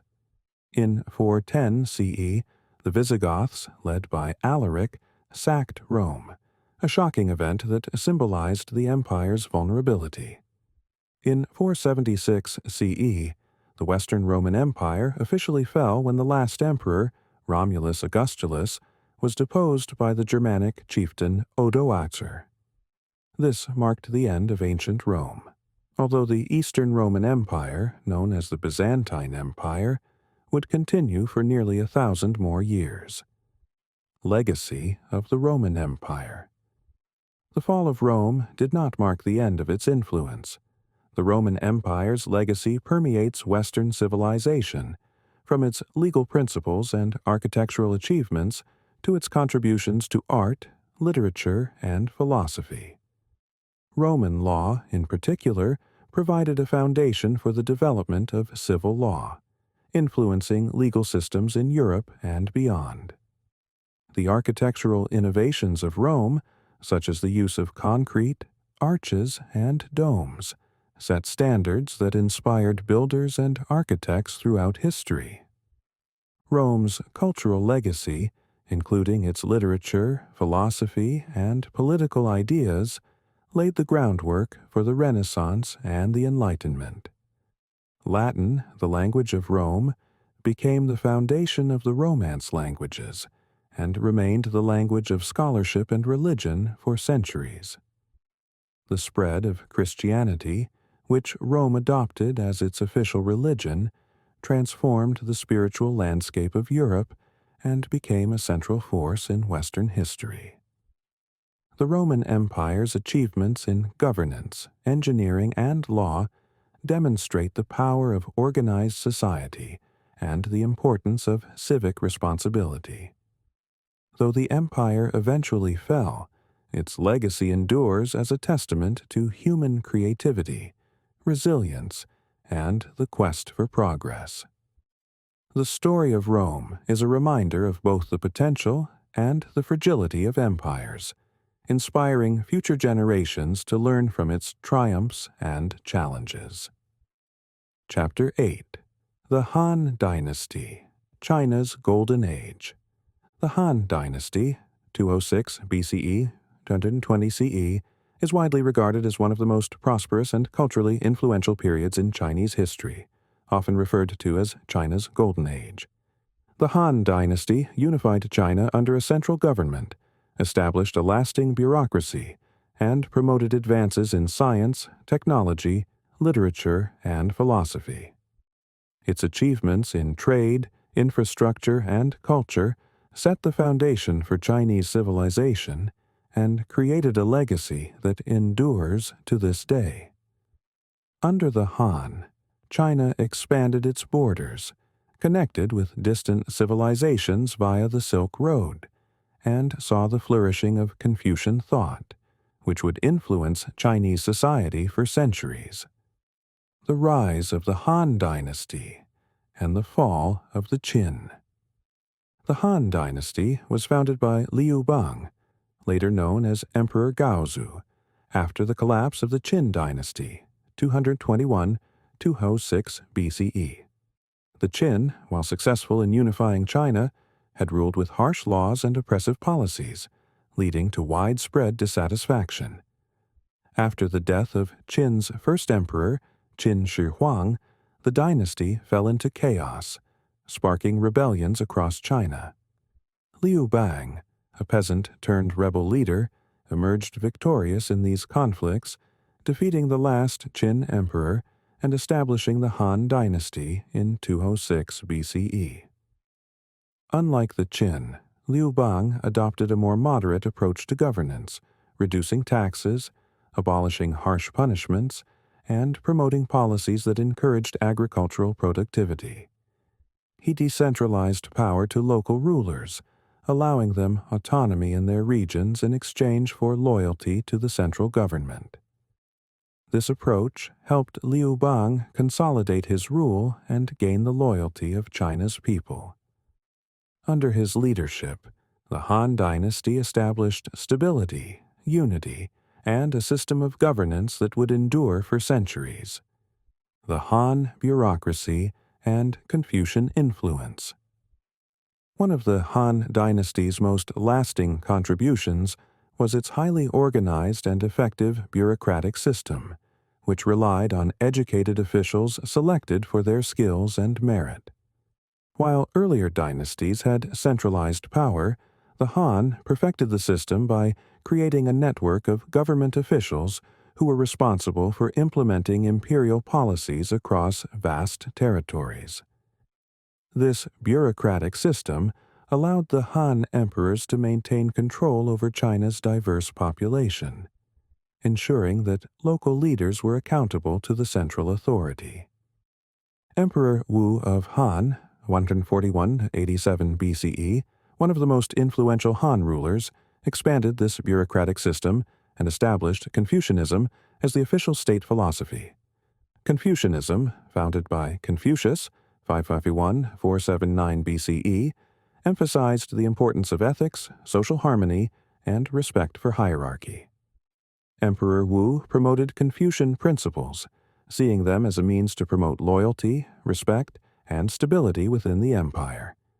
Confucian thought emphasized the role of the emperor as a benevolent ruler, responsible for the well-being of his people, and promoted the idea of government officials as servants of the state, dedicated to ethical governance.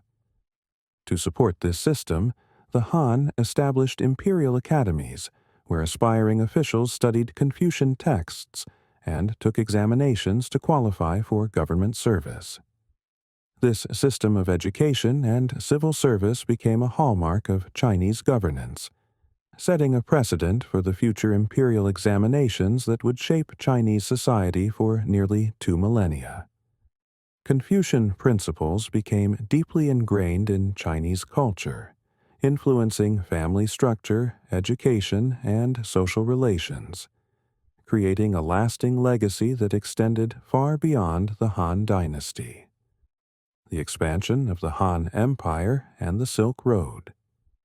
Under the Han dynasty, China's borders expanded significantly, reaching far beyond the core territories along the Yellow and Yangtze rivers. Emperor Wu launched military campaigns to secure China's borders and establish dominance over neighboring regions, including Korea, Vietnam, and parts of Central Asia. The Han's military success allowed them to control key trade routes, facilitating the exchange of goods, ideas, and technologies across Asia. One of the most significant achievements of the Han dynasty was the establishment of the Silk Road, a network of trade routes that connected China to the Mediterranean world. Named after the silk that was China's most prized export, the Silk Road became a conduit for the exchange of goods, cultures, and knowledge between East and West. Chinese silk, tea, and ceramics were traded for horses, glassware, spices, and precious metals from regions as far as Rome, Persia, and India.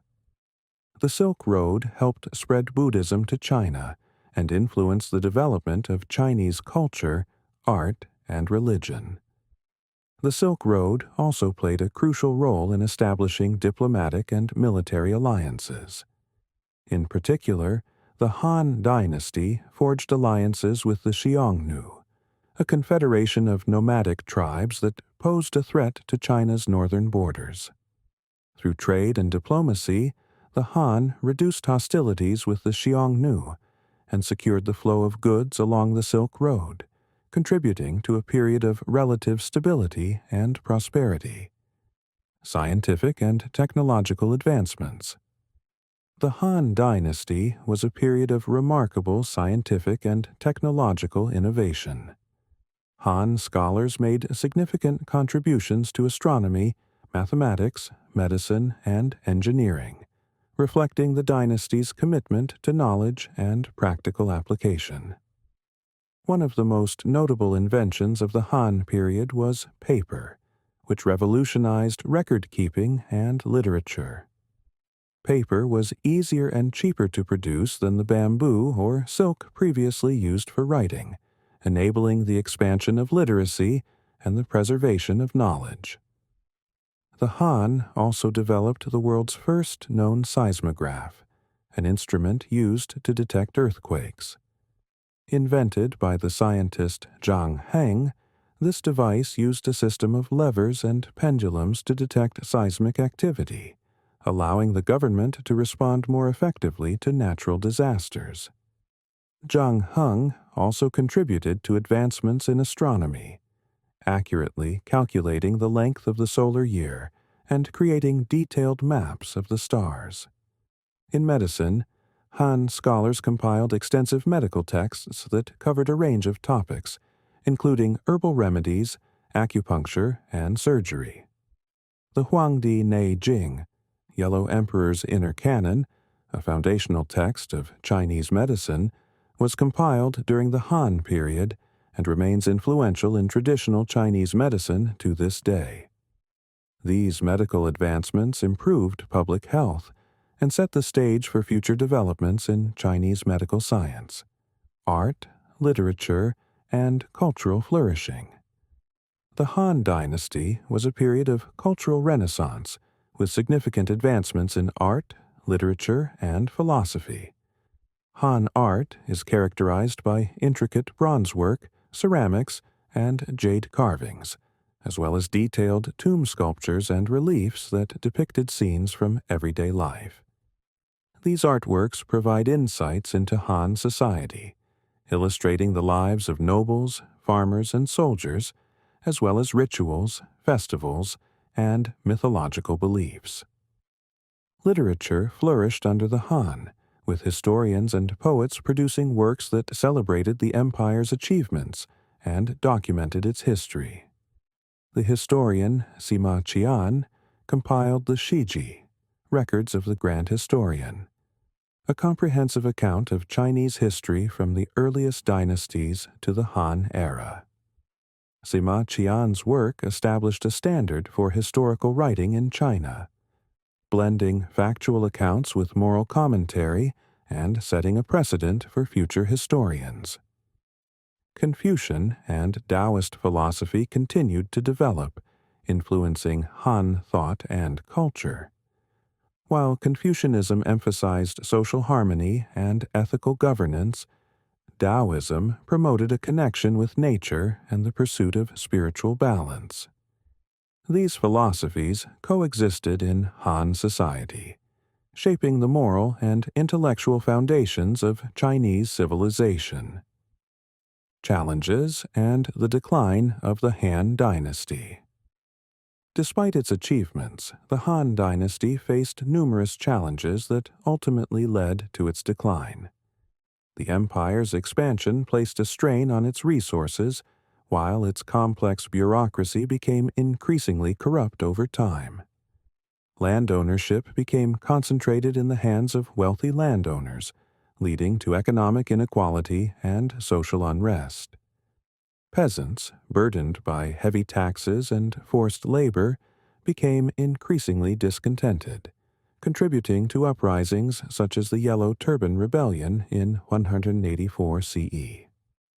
Political corruption and infighting among the aristocracy further weakened the Han government, as powerful families and eunuchs vied for influence within the imperial court. The empire was divided between factions loyal to different leaders, leading to a series of civil wars that destabilized the state. The Han's inability to address these issues ultimately led to the collapse of the central government, and in 220 CE, the last Han emperor abdicated, marking the end of the dynasty. The fall of the Han dynasty ushered in a period of division known as the Three Kingdoms era, during which China was divided into competing states. This period of fragmentation and conflict lasted for several centuries, although the legacy of the Han continued to influence Chinese society and governance. Legacy of the Han Dynasty. The Han Dynasty's legacy is enduring and profound, shaping Chinese culture, government, and identity for generations. Its bureaucratic structure and emphasis on Confucian principles became fundamental aspects of Chinese governance, influencing subsequent dynasties and establishing a model for ethical and centralized administration. The establishment of the Silk Road under the Han fostered trade and cultural exchange, connecting China to distant civilizations and promoting the spread of ideas, religions, and technologies. The Han Dynasty's cultural achievements in art, literature, and philosophy enriched Chinese civilization, creating a sense of national pride and continuity. Confucianism became deeply ingrained in Chinese society, shaping social norms, family values, and educational systems. The scientific and technological advancements of the Han period demonstrated China's innovative spirit and commitment to practical knowledge. The Han Dynasty remains a symbol of unity, prosperity, and cultural flourishing in Chinese history. Its legacy lives on in the name Han Chinese, which is still used to describe the majority ethnic group in China today. The Han Dynasty's contributions to governance, culture, and trade established a foundation that would influence East Asia and the broader world, leaving a lasting impact on the course of human civilization. Chapter 9. The Byzantine Empire. The Lasting Legacy of Rome. The Byzantine Empire, 330–1453 CE, also known as the Eastern Roman Empire, preserved the legacy of Rome for over 1,000 years after the fall of the Western Roman Empire. Centered in Constantinople, modern-day Istanbul, the Byzantine Empire was known for its achievements in law, religion, art, and architecture. It served as a cultural and economic bridge between Europe and Asia, influencing both Eastern and Western civilizations. With a distinct Christian identity, a rich artistic tradition, and the monumental Justinian Code of Law, the Byzantine Empire left an indelible mark on history. The foundation of Constantinople and the rise of the Byzantine Empire. The Byzantine Empire's origins can be traced to the decision by Emperor Constantine the Great to establish a new capital for the Roman Empire in the eastern city of Byzantium in 330 CE. Renamed Constantinople in his honor, the city was strategically located at the crossroads of Europe and Asia, along vital trade routes that connected the Mediterranean to the Black Sea. Constantinople's location allowed it to control key trade networks and defend against invasions, making it a stronghold that would endure for centuries. Constantine's embrace of Christianity as the state religion of the empire further shaped Byzantine identity. With the foundation of Constantinople, the Eastern Roman Empire took on a distinctly Christian character, setting itself apart from the old pagan traditions of Rome. This shift toward a Christian state was solidified in 395 CE, when the Roman Empire was officially divided into the Eastern and Western empires. While the Western Roman Empire fell to barbarian invasions in 476 CE, the Eastern Empire survived, evolving into what we now call the Byzantine Empire. Constantinople became a center of political power, culture, and religion. Its massive walls, known as the Theodosian Walls, were a marvel of engineering and protected the city from sieges for nearly a millennium. The city's strategic location, combined with its fortifications, enabled it to withstand numerous attacks, ensuring that the Byzantine Empire remained a bastion of stability, wealth, and culture, even as the rest of Europe fell into the turmoil of the medieval period. The reign of Justinian I and the Justinian Code. The Byzantine Empire reached its peak under Emperor Justinian Vars, 527–565 CE, whose ambitious reign was marked by military conquests, architectural achievements, and legal reforms. Justinian sought to restore the former glory of Rome, embarking on campaigns to reclaim lost territories in North Africa, Italy, and Spain. His general, Belisarius, successfully reconquered large parts of the Western Roman Empire, temporarily restoring Byzantine influence across the Mediterranean. One of Justinian's most enduring contributions was the creation of the Corpus Juris Civilis, or the Justinian Code. This comprehensive legal code organized and codified centuries of Roman law, creating a clear and accessible system of justice that would influence legal thought in Europe for centuries. The Justinian Code emphasized the rights of individuals, property rights, and legal principles such as innocent until proven guilty, setting a standard for fairness and equality. This legal framework became the foundation for the civil law tradition, which continues to shape the legal systems of many modern nations. Justinian was also a patron of art and architecture.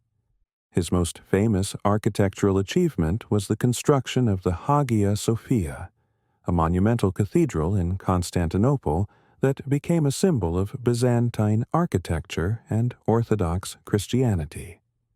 Completed in 537 CE, the Hagia Sophia's massive dome and intricate mosaics represented the pinnacle of Byzantine engineering and artistic expression. For nearly 1,000 years, it stood as the largest cathedral in the world, inspiring generations of architects and symbolizing the grandeur of the Byzantine Empire. Despite Justinian's achievements, his reign faced challenges, including the Plague of Justinian, a devastating outbreak of bubonic plague that killed millions across the empire. The plague weakened the Byzantine economy, reduced the population, and undermined Justinian's military campaigns. While Justinian's reign represented a high point in Byzantine history, his successors struggled to maintain the territories he had reclaimed, and the empire's borders gradually receded. Religious conflict and the iconoclast controversy. Religion played a central role in Byzantine society, with the Eastern Orthodox Church becoming a defining aspect of Byzantine identity.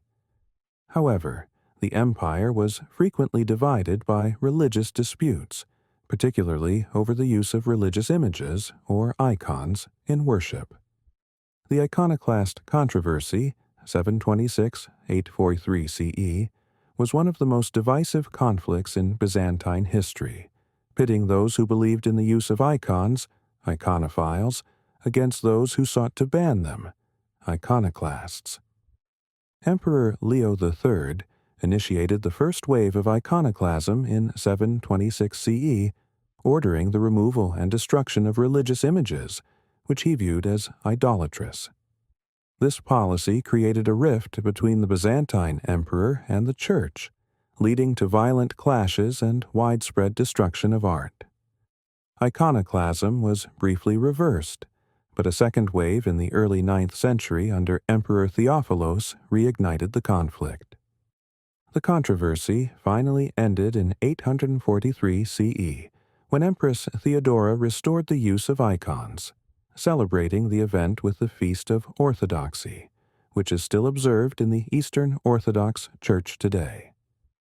The resolution of the iconoclast controversy strengthened the Church's influence in Byzantine society and solidified the use of religious art in Orthodox worship, leading to a flourishing of iconographic tradition that became a hallmark of Byzantine culture.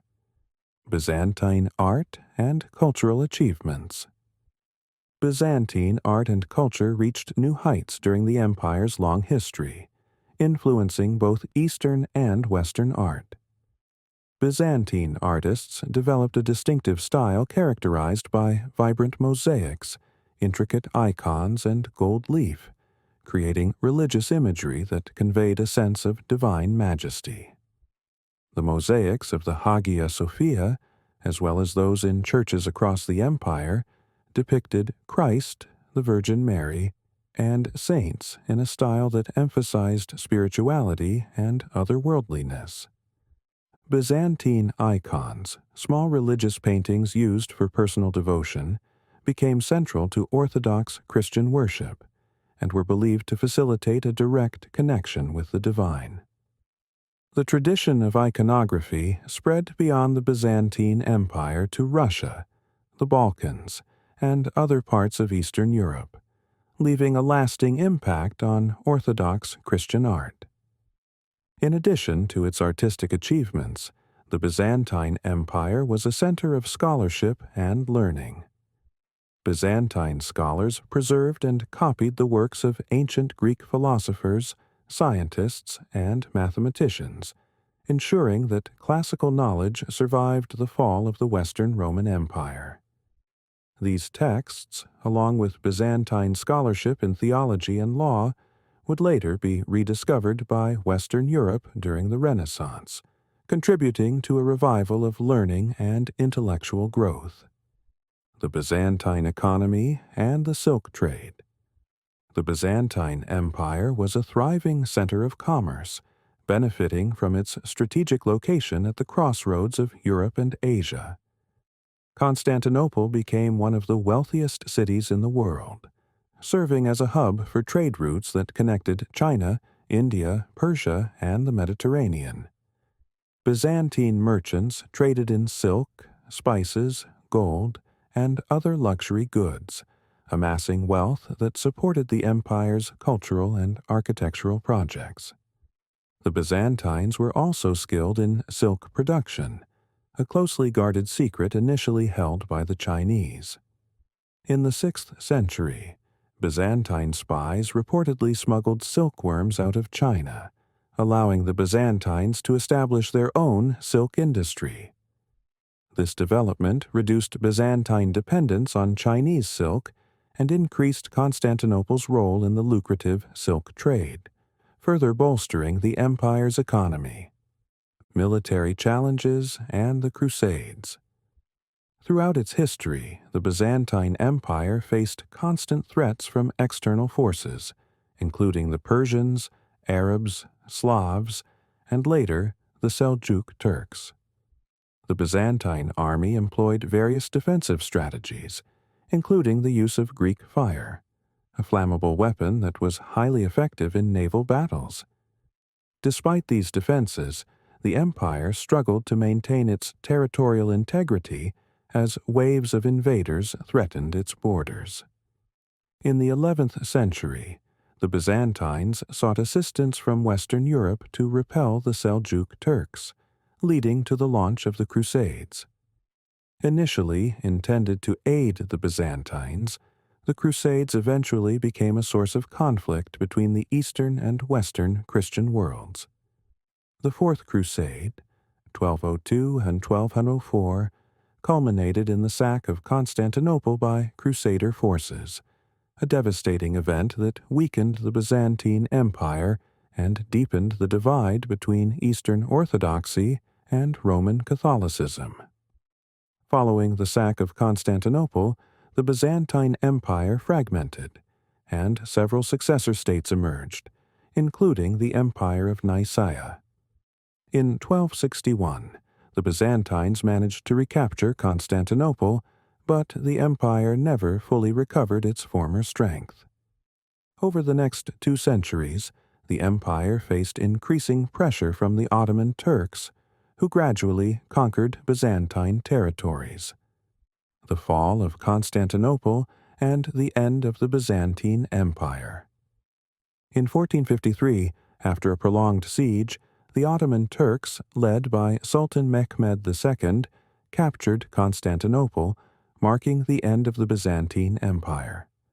The fall of Constantinople was a pivotal moment in history, signaling the end of the medieval era and the beginning of the Ottoman Empire.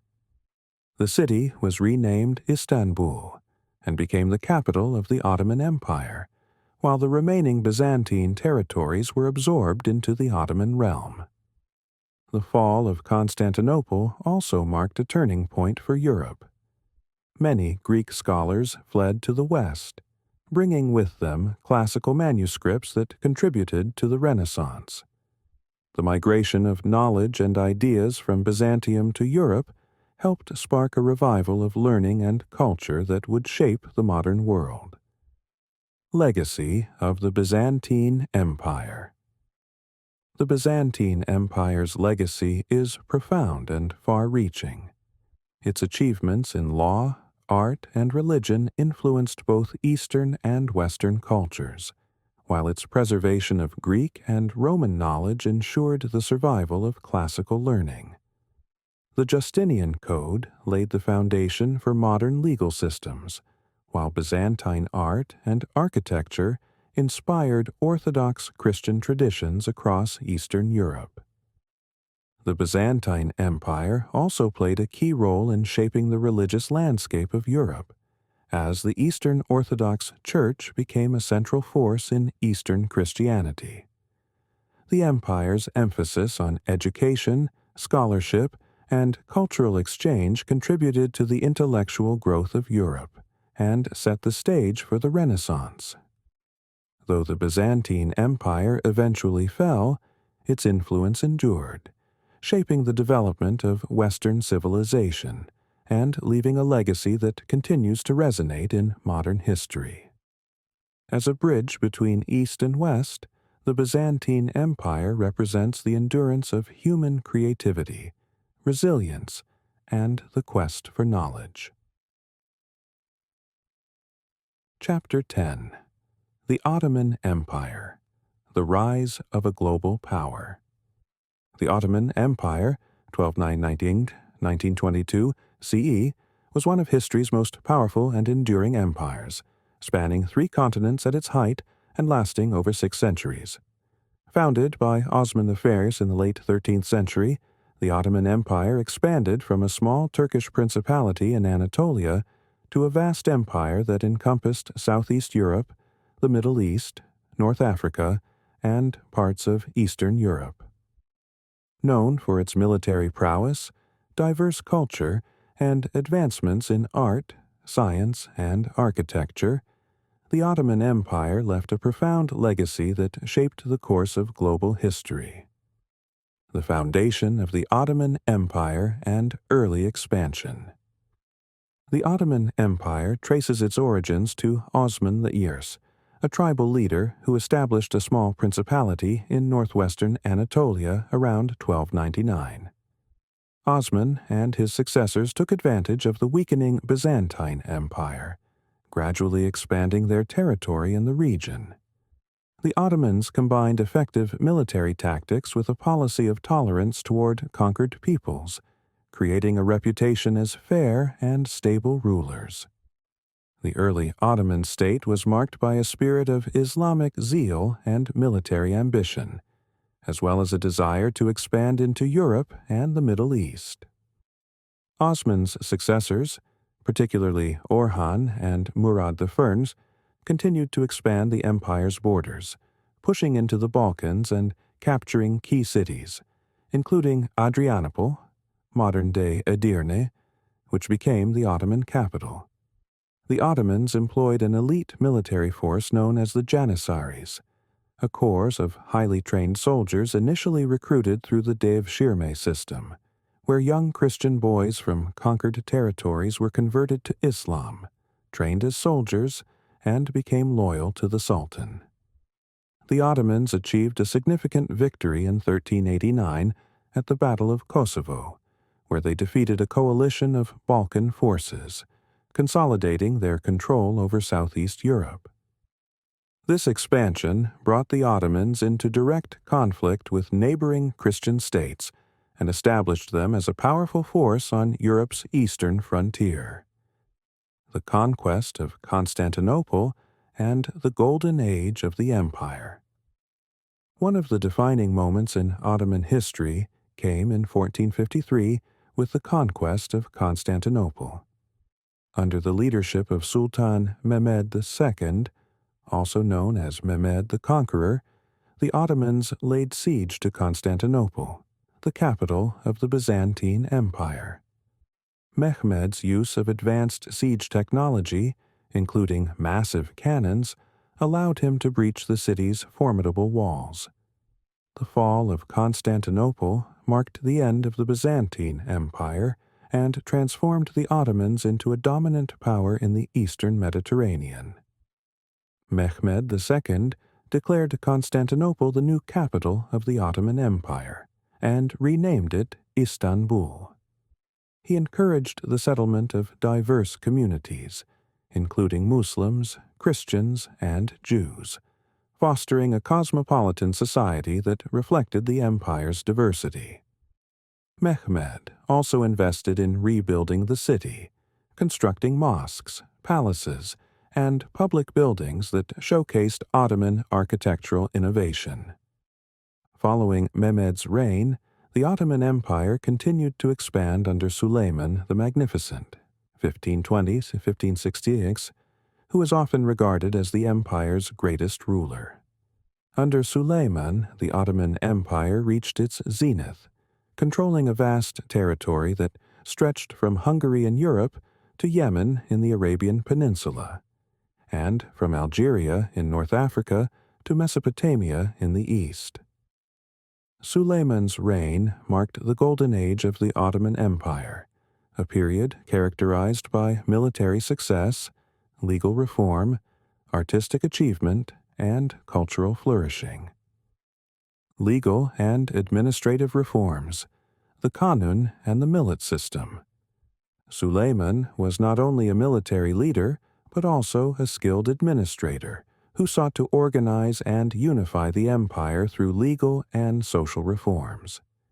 He introduced a code of laws known as the Kanun, which complemented Islamic Sharia law and covered areas not explicitly addressed by religious law. The Kanun provided a standardized legal system across the empire, dealing with issues such as taxation, property rights, and trade, which helped maintain stability and fairness within the diverse Ottoman society.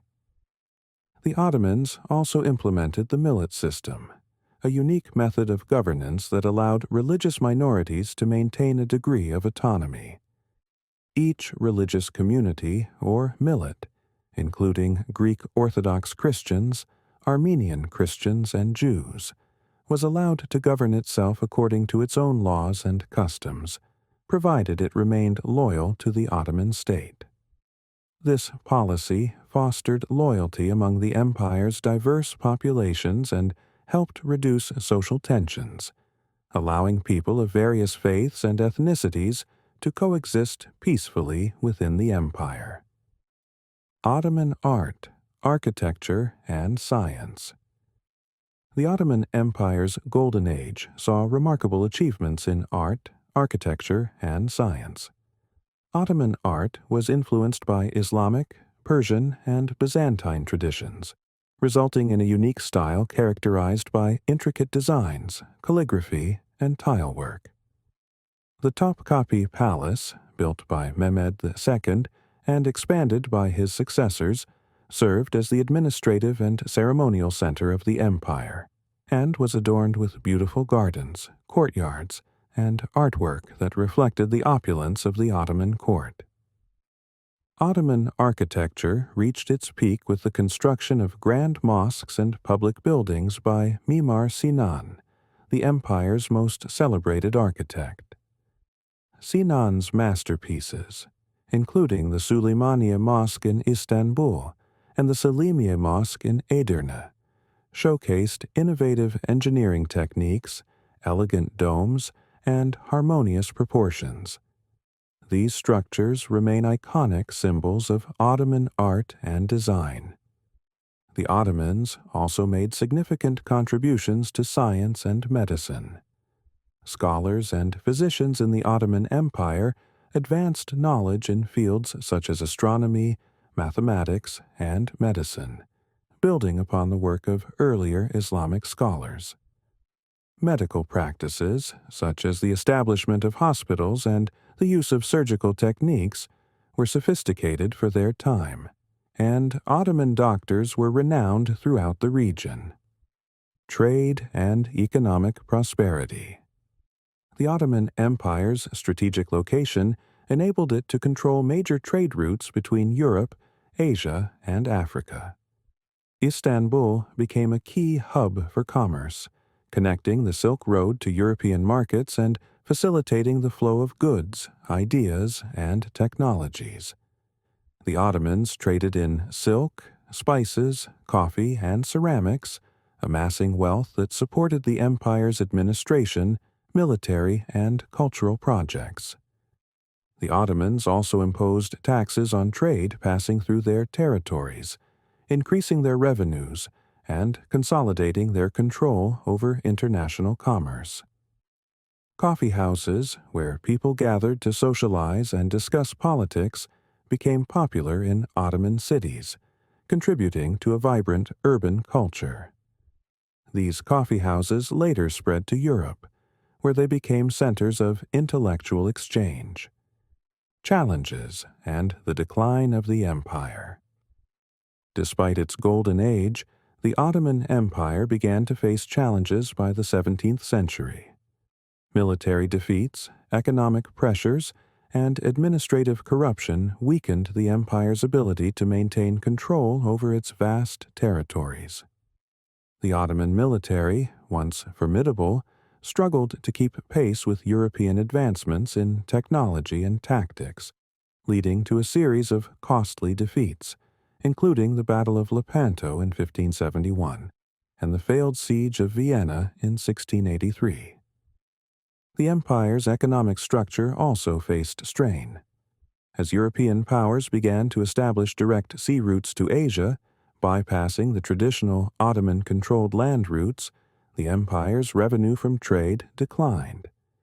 The discovery of the New World and the rise of European colonial empires shifted global trade patterns, reducing the Ottoman Empire's economic influence. By the 19th century, the Ottoman Empire was often referred to as the sick man of Europe, due to its weakened state.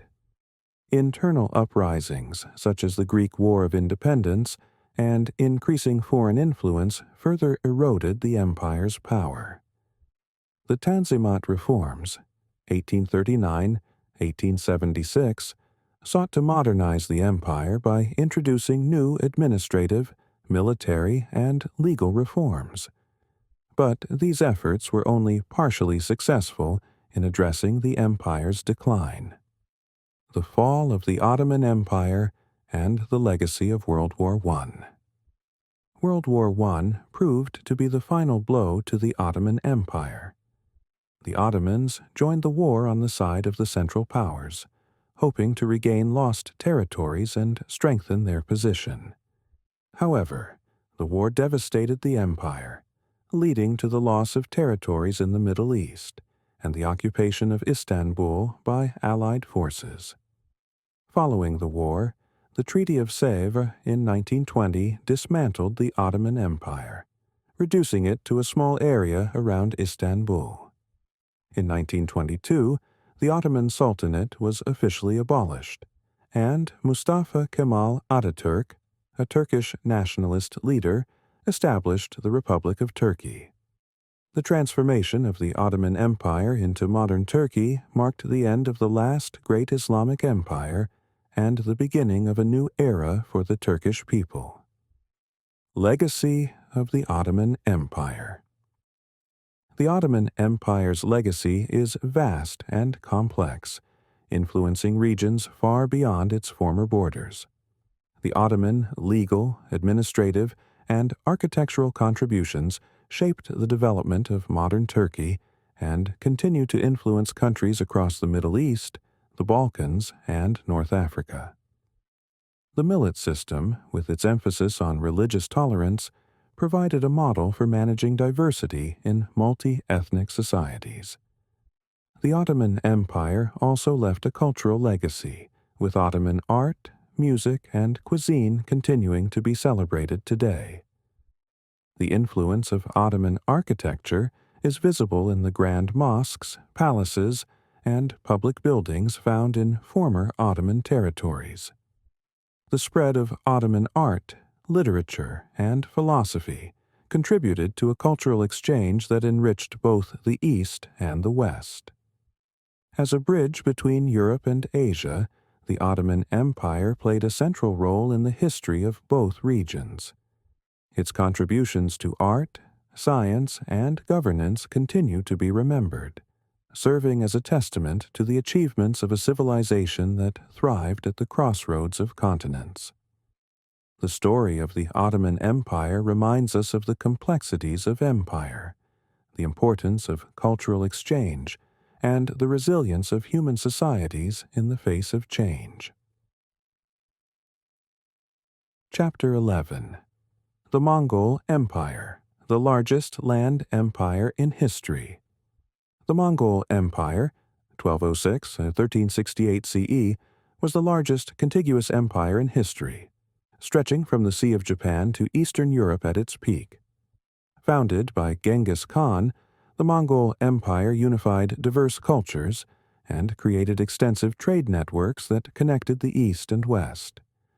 Known for their military prowess, the Mongols conquered vast territories and facilitated cultural exchange, trade, and diplomacy across Eurasia. Despite their reputation as fierce warriors, the Mongols also promoted religious tolerance and innovation, leaving a complex legacy that reshaped the medieval world. The rise of Genghis Khan and the unification of the Mongol tribes. The story of the Mongol Empire begins with Temujin, who would later be known as Genghis Khan. Born into a nomadic family in the harsh steppes of Mongolia around 1162, Temujin's early life was marked by hardship and struggle. After his father's death, Temujin faced exile, betrayal, and poverty, yet he emerged as a resilient and charismatic leader. Through alliances, strategic marriages, and displays of military skill, he gradually gained followers and consolidated power among the various Mongol and Turkic tribes. In 1206, after uniting the Mongol tribes, Temujin was declared Genghis Khan, or universal ruler, by an assembly of tribal leaders. With a vision of expanding beyond the Mongolian steppes, Genghis Khan organized his people into a formidable military force, built on discipline, loyalty, and a deep understanding of mobility and warfare. The Mongol army was structured around the decimal system, where units were organized into groups of 10, 100, 1,000, and 10,000. This organization allowed for effective coordination and swift communication during campaigns. Genghis Khan's leadership transformed the Mongols from a collection of warring tribes into a united force with a shared identity and purpose. His focus on meritocracy allowed talented individuals from various backgrounds to rise through the ranks, creating a sense of loyalty and unity among his followers. With this army, Genghis Khan embarked on a series of conquests that would lay the foundation for the Mongol Empire. Military strategy and expansion. The Mongols were renowned for their military strategies, particularly their use of cavalry and archery. Mongol warriors were skilled horsemen, trained from a young age to ride and fight on horseback. Their ability to travel long distances quickly and strike with precision gave them a decisive advantage over more stationary armies. Mongol archers were highly accurate, able to shoot from a distance with deadly precision, even while riding at full speed. The Mongols also employed psychological warfare, spreading fear through intimidation and brutal tactics, which often led cities to surrender without a fight. Genghis Khan began his campaigns by attacking the Xia and Jin dynasties in northern China, securing valuable resources and wealth. He then turned his attention westward, targeting the Khwarezmian Empire in Central Asia.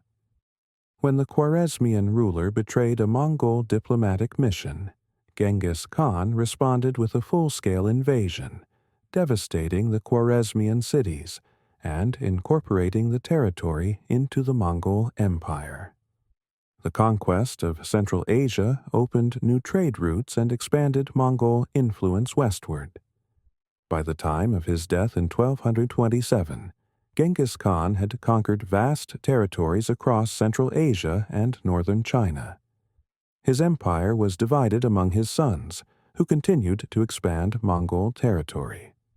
Under Ogedei Khan, Genghis Khan's third son, the Mongols captured Persia, Kievan Rus, parts of modern Russia, Ukraine, and Belarus, and extended their reach into Eastern Europe, reaching as far as Hungary and Poland. Kublai Khan and the Yuan dynasty. The Mongol Empire reached its greatest extent under Kublai Khan, Genghis Khan's grandson, who focused on consolidating power in China. In 1271, Kublai Khan established the Yuan dynasty in China, becoming the first non-Chinese emperor to rule the entire country. He relocated the Mongol capital to Dadu, modern-day Beijing, and adopted aspects of Chinese governance, supporting Confucian traditions while maintaining Mongol customs. Kublai Khan's rule marked a period of prosperity and cultural exchange in China.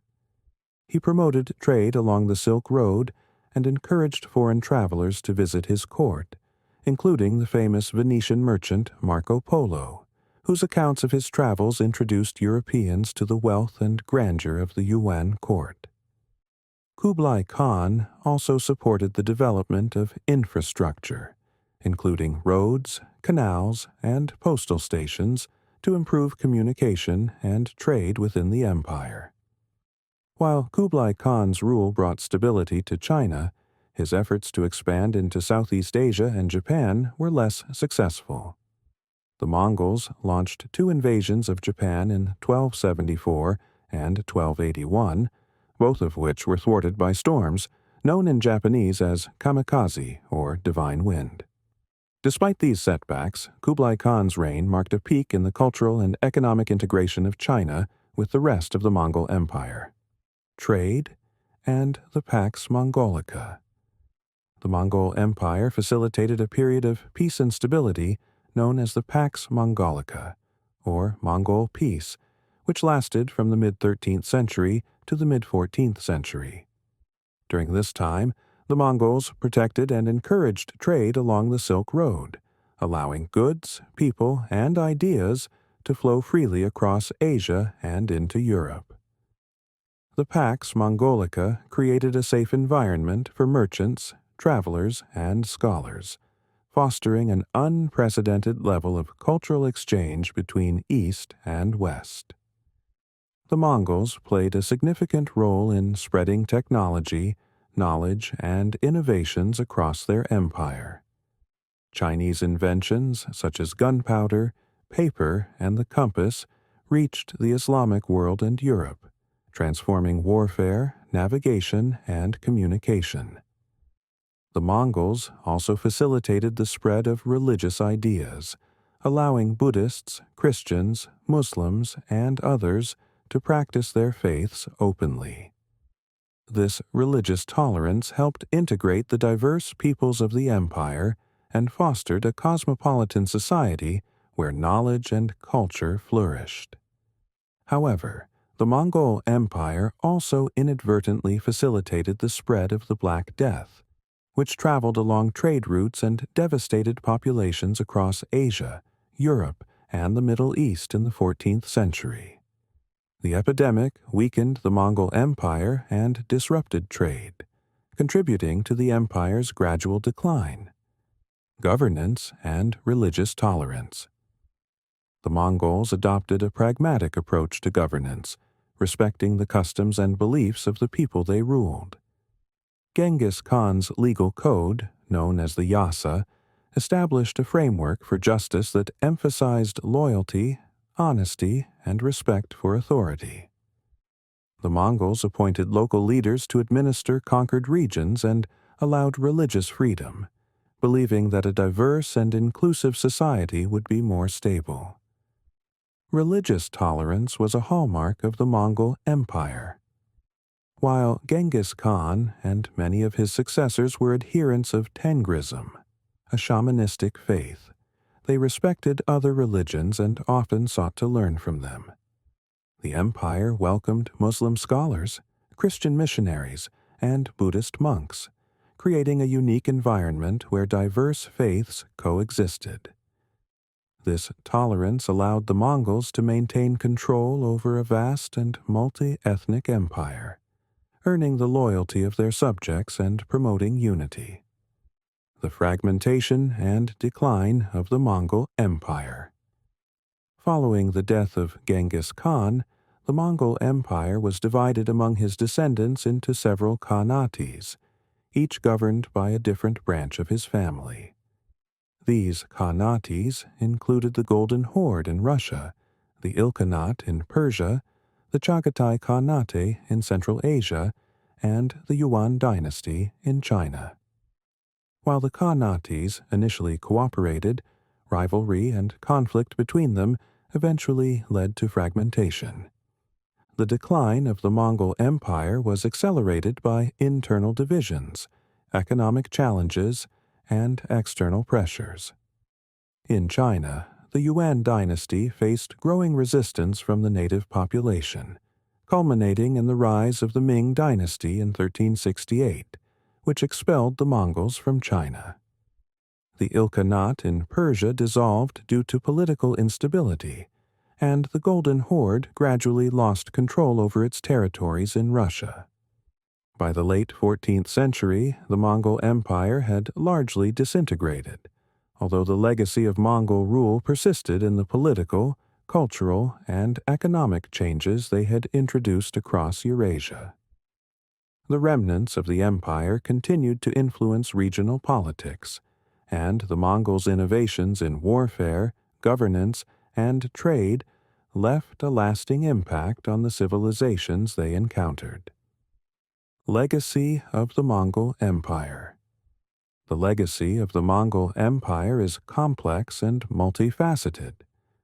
The Mongols are remembered for their military conquests and their reputation for brutality.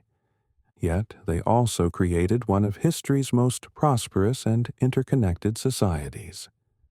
The Pax Mongolica fostered trade, cultural exchange, and the spread of knowledge across Eurasia, bridging east and west in a way that had never been seen before. The Mongol Empire's contributions to governance, including its emphasis on meritocracy, religious tolerance, and local administration, influenced later empires and demonstrated the effectiveness of a multi-ethnic and multi-religious state. The Mongols' use of military tactics, such as the integration of diverse ethnic groups into a professional army and the adaptation of new technologies, reshaped the nature of warfare and had a lasting influence on military strategy. The Mongols also played a pivotal role in the diffusion of technology, ideas, and religions. Their openness to cultural exchange introduced innovations such as paper and gunpowder to Europe, and their religious tolerance allowed Buddhism, Islam, and Christianity to coexist, creating a unique environment of spiritual pluralism. The story of the Mongol Empire is a testament to the transformative power of human ambition and adaptability. Though their empire eventually dissolved, the Mongols left an enduring legacy that reshaped the medieval world and influenced the development of civilizations across Asia, the Middle East, and Europe. Chapter 12. The British Empire, the empire on which the sun never set. The British Empire, 16th and 20th centuries, was the largest empire in history, spanning territories across every inhabited continent and encompassing nearly a quarter of the world's population at its peak.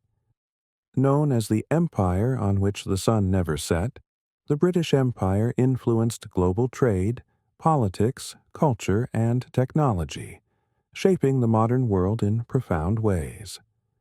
Driven by exploration, commerce, and military might, the British Empire introduced the English language, legal systems, and cultural practices to distant lands, while leaving a legacy marked by both achievements and controversies. The early days of exploration and the age of discovery. The origins of the British Empire can be traced to the Age of Discovery in the late 15th and early 16th centuries, when European nations sought new trade routes and territories. Inspired by the explorations of Christopher Columbus and Vasco da Gama, English sailors began embarking on voyages across the Atlantic. Key figures in this era included John Cabot, who explored the coast of Newfoundland in 1497, marking one of England's earliest claims in the New World. The 16th century also saw the rise of English privateers and pirates, such as Francis Drake, who harassed Spanish ships and explored the Americas. With the support of Queen Elizabeth I, English explorers sought new lands and trading opportunities, competing with Spain, Portugal, and France for dominance. England's victory over the Spanish Armada in 1588 marked a turning point, establishing England as a major maritime power and paving the way for future colonial ambitions. The establishment of colonies and the birth of global trade. In the early 17th century, England established its first permanent colony in the Americas at Jamestown, Virginia, 1607, followed by the Plymouth colony in Massachusetts, 1620. These settlements marked the beginning of England's expansion into the New World, where it would establish 13 colonies along the eastern coast of North America. The British East India Company, founded in 1600, played a pivotal role in expanding British influence in Asia, establishing trading posts and securing commercial rights in India and Southeast Asia. The British Empire's involvement in the Atlantic slave trade began in the 17th century, as British merchants transported enslaved Africans to work on plantations in the Caribbean and the American colonies. The triangular trade between Britain, Africa, and the Americas generated immense wealth for British merchants and fueled the empire's growth. However, this trade also contributed to unimaginable suffering, with millions of Africans subjected to brutal conditions in slavery. During this period, British colonies became vital sources of raw materials and wealth, particularly in sugar, tobacco, and cotton. Britain's maritime power enabled it to dominate global trade routes, establishing a commercial empire that connected markets from the Americas to Asia. This vast network of trade and colonies formed the backbone of the British Empire, transforming Britain into one of the world's wealthiest nations. The rise of British India and the jewel in the crown.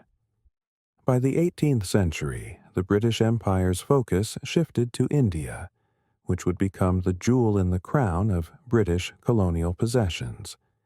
Through the British East India Company, Britain gradually extended its influence over the Indian subcontinent, initially through trade and later through military conquest. The company's private army, along with alliances with local rulers, enabled it to dominate much of India, effectively ruling large territories by the mid-18th century. The Battle of Plassey in 1757 marked a decisive victory for the British East India Company over the Nawab of Bengal, establishing British dominance in eastern India. Over the next century, the company expanded its control using diplomacy, alliances, and force to consolidate power. Following the Indian Rebellion of 1857, also known as the Sepoy Mutiny, the British government dissolved the East India Company and took direct control of India, establishing the British Raj in 1858. Under British rule, India became a key supplier of raw materials such as cotton, tea, and opium, which fueled British industry and trade. The British invested in infrastructure, building railways, telegraphs, and roads, but colonial rule also brought economic exploitation, cultural suppression, and widespread poverty. The impact of British rule on India was complex, with lasting effects on its economy, society, and identity. The expansion into Africa and the scramble for territory. The 19th century marked a period of intense expansion for the British Empire, particularly in Africa. Motivated by economic interests, strategic concerns, and a sense of racial and cultural superiority, European powers competed for control of Africa in what became known as the Scramble for Africa.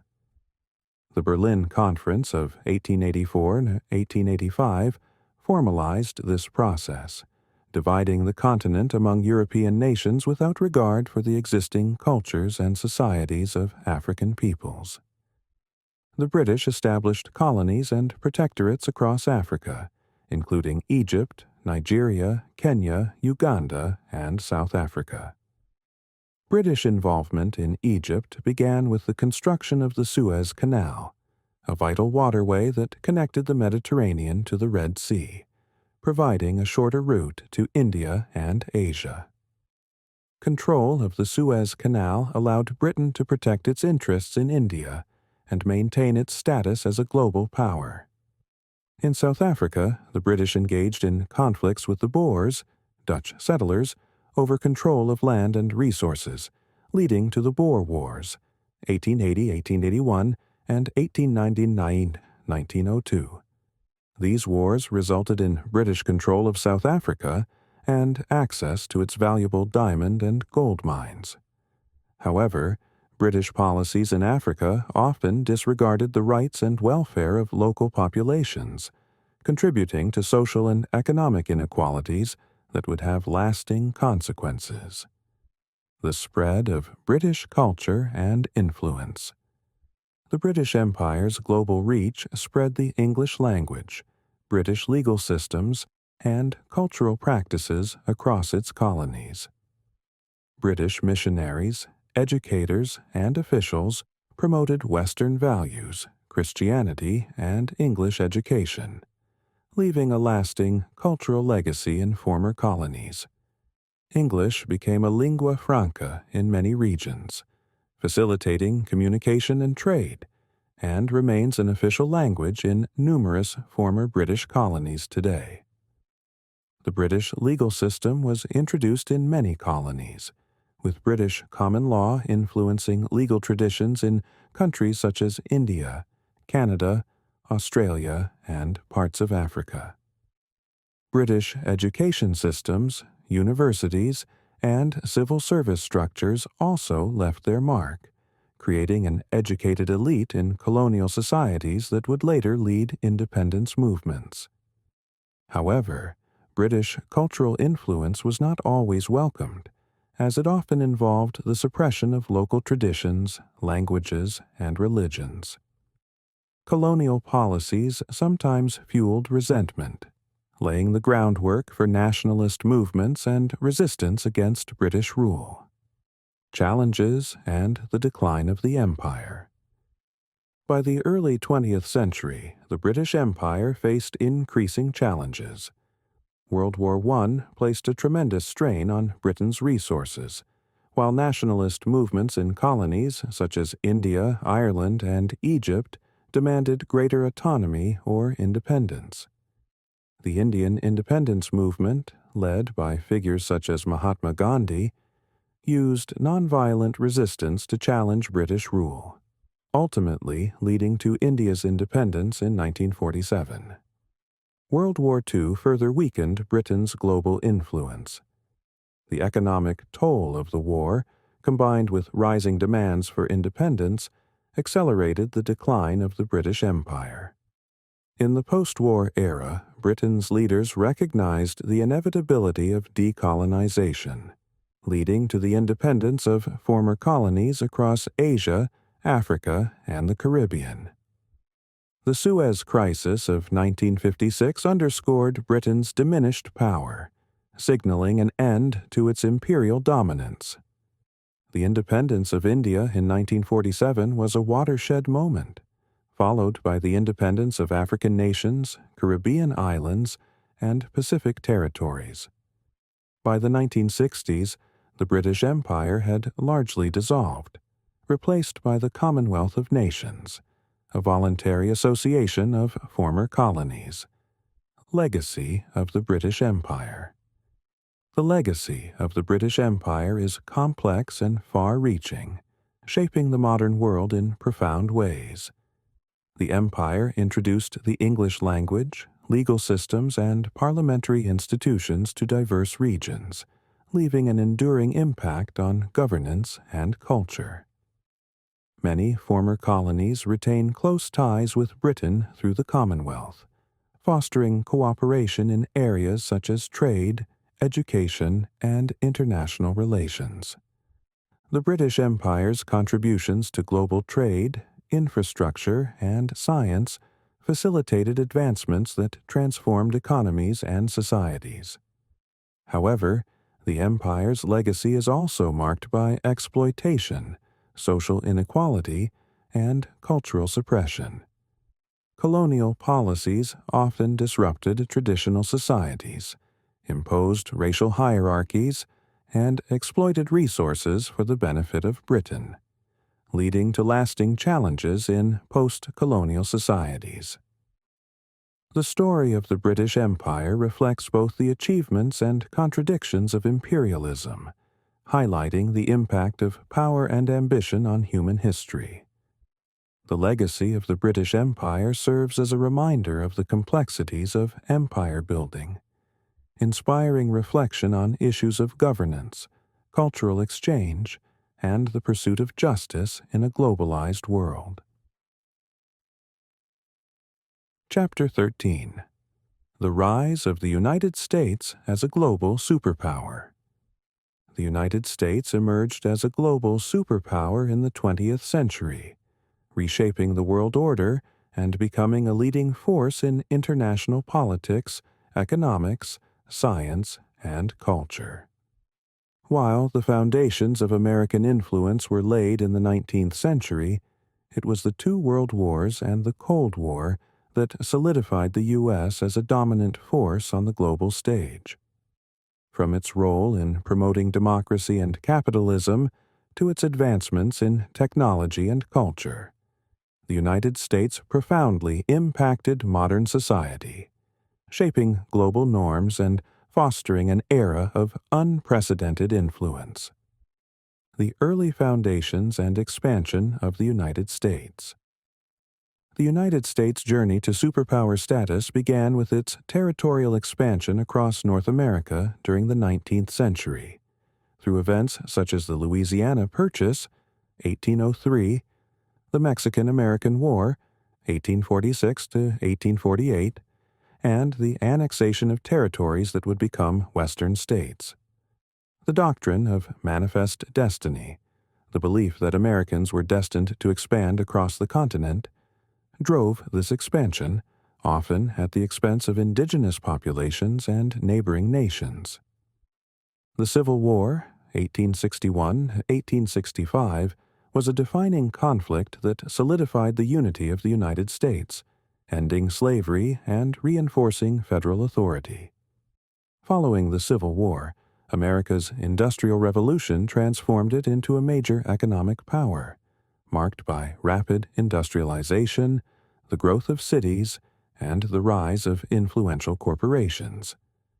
By the turn of the 20th century, the United States was an industrial powerhouse with a growing influence on the world stage. World War I and America's entry into global politics. The United States' entry into World War I in 1917 marked its first major involvement in European affairs. Led by President Woodrow Wilson, the U.S. joined the Allies in their fight against the Central Powers, contributing crucial military and economic support that helped turn the tide of the war. Following the conflict, Wilson championed the creation of the League of Nations, an international organization aimed at maintaining peace. Although the U.S. Senate ultimately rejected joining the League, America's involvement in World War I signaled a new era of global engagement. In the post-war years, the U.S. embraced a period of isolationism, focusing on domestic growth and economic prosperity. The 1920s saw a cultural and economic boom, but this prosperity was short-lived. The Great Depression of the 1930s caused widespread economic hardship, leading to new social policies and reforms under President Franklin D. Roosevelt's New Deal. Although the Great Depression impacted the United States severely, it also laid the foundation for social and economic reforms that would strengthen the country's resilience. World War II and the rise of American power. World War II was the catalyst that transformed the United States into a global superpower. After the Japanese attack on Pearl Harbor in December 1941, the U.S. joined the Allies against the Axis powers, Germany, Italy, and Japan. American industrial might and technological innovation fueled the war effort, as the U.S. became the arsenal of democracy, producing weapons, vehicles, and supplies for the Allied forces. Major scientific breakthroughs, including the development of the atomic bomb under the Manhattan Project, showcased American technological prowess. The United States' contributions to the defeat of the Axis powers in both Europe and the Pacific cemented its position as a leader on the world stage. Following the war, the U.S. played a crucial role in shaping the post-war order, advocating for democracy, economic stability, and international cooperation. The establishment of the United Nations, UN, with its headquarters in New York, symbolized America's commitment to global leadership. The U.S. also spearheaded the Marshall Plan, a program to rebuild war-torn Europe, which fostered economic recovery and strengthened ties with Western Europe. The Cold War and the fight against communism. The end of World War II marked the beginning of the Cold War, a period of intense ideological rivalry between the United States and the Soviet Union. The U.S. championed capitalism and democracy, while the Soviet Union promoted communism and state control. This ideological divide shaped American foreign policy for nearly half a century, as the U.S. sought to contain the spread of communism through alliances, aid programs, and, at times, military intervention. The Truman Doctrine, articulated by President Harry S. Truman in 1947, established a policy of containment, pledging American support for countries resisting communism. This led to U.S. involvement in various regions, including the Korean War, 1950–1953, and the Vietnam War, 1955–1975, both of which were fought to prevent communist expansion in Asia. Although the Vietnam War was controversial and divisive within the U.S., the broader strategy of containment remained central to American foreign policy. The Cold War also spurred the space race and arms race between the U.S. and the Soviet Union. The launch of Sputnik by the Soviet Union in 1957 prompted the United States to accelerate its space program, ultimately leading to the Apollo 11 mission in 1969, when American astronauts landed on the Moon. This achievement symbolized American scientific and technological supremacy and marked a turning point in the space race. Economic dominance and the globalization of American culture. During the Cold War, the United States solidified its position as the world's leading economic power. American corporations expanded globally, introducing products like Coca-Cola, McDonald's, and Levi's jeans to international markets. Hollywood films, jazz music, and television shows spread American culture worldwide, making the United States a cultural icon. The U.S. also led in technological innovation, particularly in the fields of computing and telecommunications, with companies like IBM, Hewlett-Packard, and later Apple and Microsoft becoming global leaders. In the 1980s, President Ronald Reagan's policies emphasized free market capitalism, reducing government regulation and promoting economic growth. Reagan's defense buildup and confrontational stance toward the Soviet Union, including the Strategic Defense Initiative, often called Star Wars, played a role in increasing pressure on the Soviet economy. The combination of economic dominance and cultural influence established the United States as a model of prosperity and freedom for many around the world. The end of the Cold War and America's unipolar moment. The Cold War came to an end with the collapse of the Soviet Union in 1991, leaving the United States as the world's sole superpower. This period, known as America's unipolar moment, saw the U.S. promoting democratic values and market economies worldwide. The North American Free Trade Agreement, NAFTA, signed in 1994, and the World Trade Organization, WTO, reflected America's commitment to free trade and economic globalization. The United States also played a leading role in international interventions, such as the Gulf War in 1991, which aimed to expel Iraqi forces from Kuwait. The success of this operation demonstrated America's military superiority and its commitment to maintaining stability in the Middle East. The 1990s were marked by a sense of optimism, with the spread of democracy and capitalism seen as pathways to global peace and prosperity. The War on Terror and America in the 21st Century. The September 11, 2001 terrorist attacks on the World Trade Center and the Pentagon profoundly changed American foreign policy. In response, President George W. Bush declared a war on terror and launched invasions of Afghanistan, 2001, and Iraq, 2003, to dismantle terrorist networks and remove hostile regimes. The wars in Afghanistan and Iraq highlighted the complexities of modern warfare, as the U.S. grappled with insurgencies and challenges in nation building.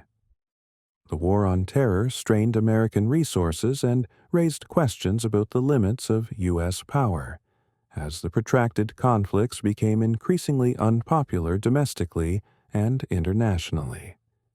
The global financial crisis of 2008 further challenged American influence, prompting calls for reform in economic policy and financial regulation. American innovation and the digital revolution. Despite these challenges, the United States continued to lead in technological innovation in the 21st century, driving the digital revolution that transformed the global economy. Silicon Valley emerged as the epicenter of tech innovation, with companies like Google, Facebook, Amazon, and Tesla revolutionizing industries and reshaping how people communicate, work, and live. American leadership in technology and science reinforced its global influence, as American tech firms became some of the most valuable companies in the world. The digital revolution also raised ethical and regulatory challenges, as issues of privacy, data security, and the role of tech companies in society came to the forefront. Nevertheless, the U.S. maintained its status as a leader in innovation, setting the pace for the information age and the future of technology. Challenges and the future of American power.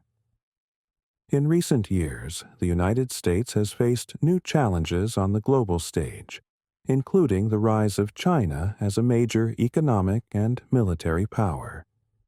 The shifting global balance of power has led to renewed discussions about American influence and the need for a multilateral approach to address issues such as climate change, cybersecurity, and global health. Trade disputes, political polarization, and shifting alliances have raised questions about America's role as a leader in an increasingly multipolar world. Despite these challenges, the United States remains a global superpower, with a significant impact on international politics, culture, and technology. Its alliances with NATO, the European Union, and other partners reflect a commitment to maintaining stability and promoting democratic values worldwide. As the U.S. navigates a changing global landscape, its resilience and adaptability will shape its future role on the world stage. Legacy of the United States as a global superpower. The United States' legacy as a global superpower is both celebrated and debated. Its contributions to democracy, human rights, science, and technology have had a transformative impact on modern society, influencing political systems, economic policies, and cultural practices worldwide. The American ideal of freedom and opportunity continues to inspire people globally, while its innovations in technology and industry have reshaped daily life and created new possibilities for future generations. At the same time, America's history includes complex and controversial interventions, from Cold War proxy conflicts to the War on Terror, which have raised questions about the use of power and the responsibilities of leadership. The story of the United States as a superpower is a reminder of the influence of ideals, ambition, and adaptability in shaping human history, and the enduring impact of a nation that emerged as a global leader in the modern era. Empires have left a complex and lasting mark on human history. From the architectural wonders of ancient Egypt to the innovations of Rome, the cultural legacy of the Byzantines, and the vast interconnected trade networks of the Mongols, each empire has contributed uniquely to the tapestry of civilization. These powerful states shaped their eras through conquest, governance, art, science, and often through the exchange of ideas that transcended borders. But empires are more than their achievements. They are also marked by their struggles, the resilience of conquered peoples, and the consequences of ambition. They remind us of the ebb and flow of power, as each empire rises with the vision of its leaders and falls through challenges both internal and external. While some empires built enduring roads, systems of law, or shared cultural foundations, others left behind tales of conflict, cultural erasure, and inequality. The legacy of empires shapes our modern world, seen in the languages we speak, the borders we recognize, the systems of government we uphold, and the technologies we rely on. Reflecting on these empires offers insights into human nature, the drive for progress, and the responsibility that comes with power. Though the era of empires may have passed, the lessons they offer remain a timeless guide to understanding the complexities of leadership, resilience, and the potential of human ingenuity.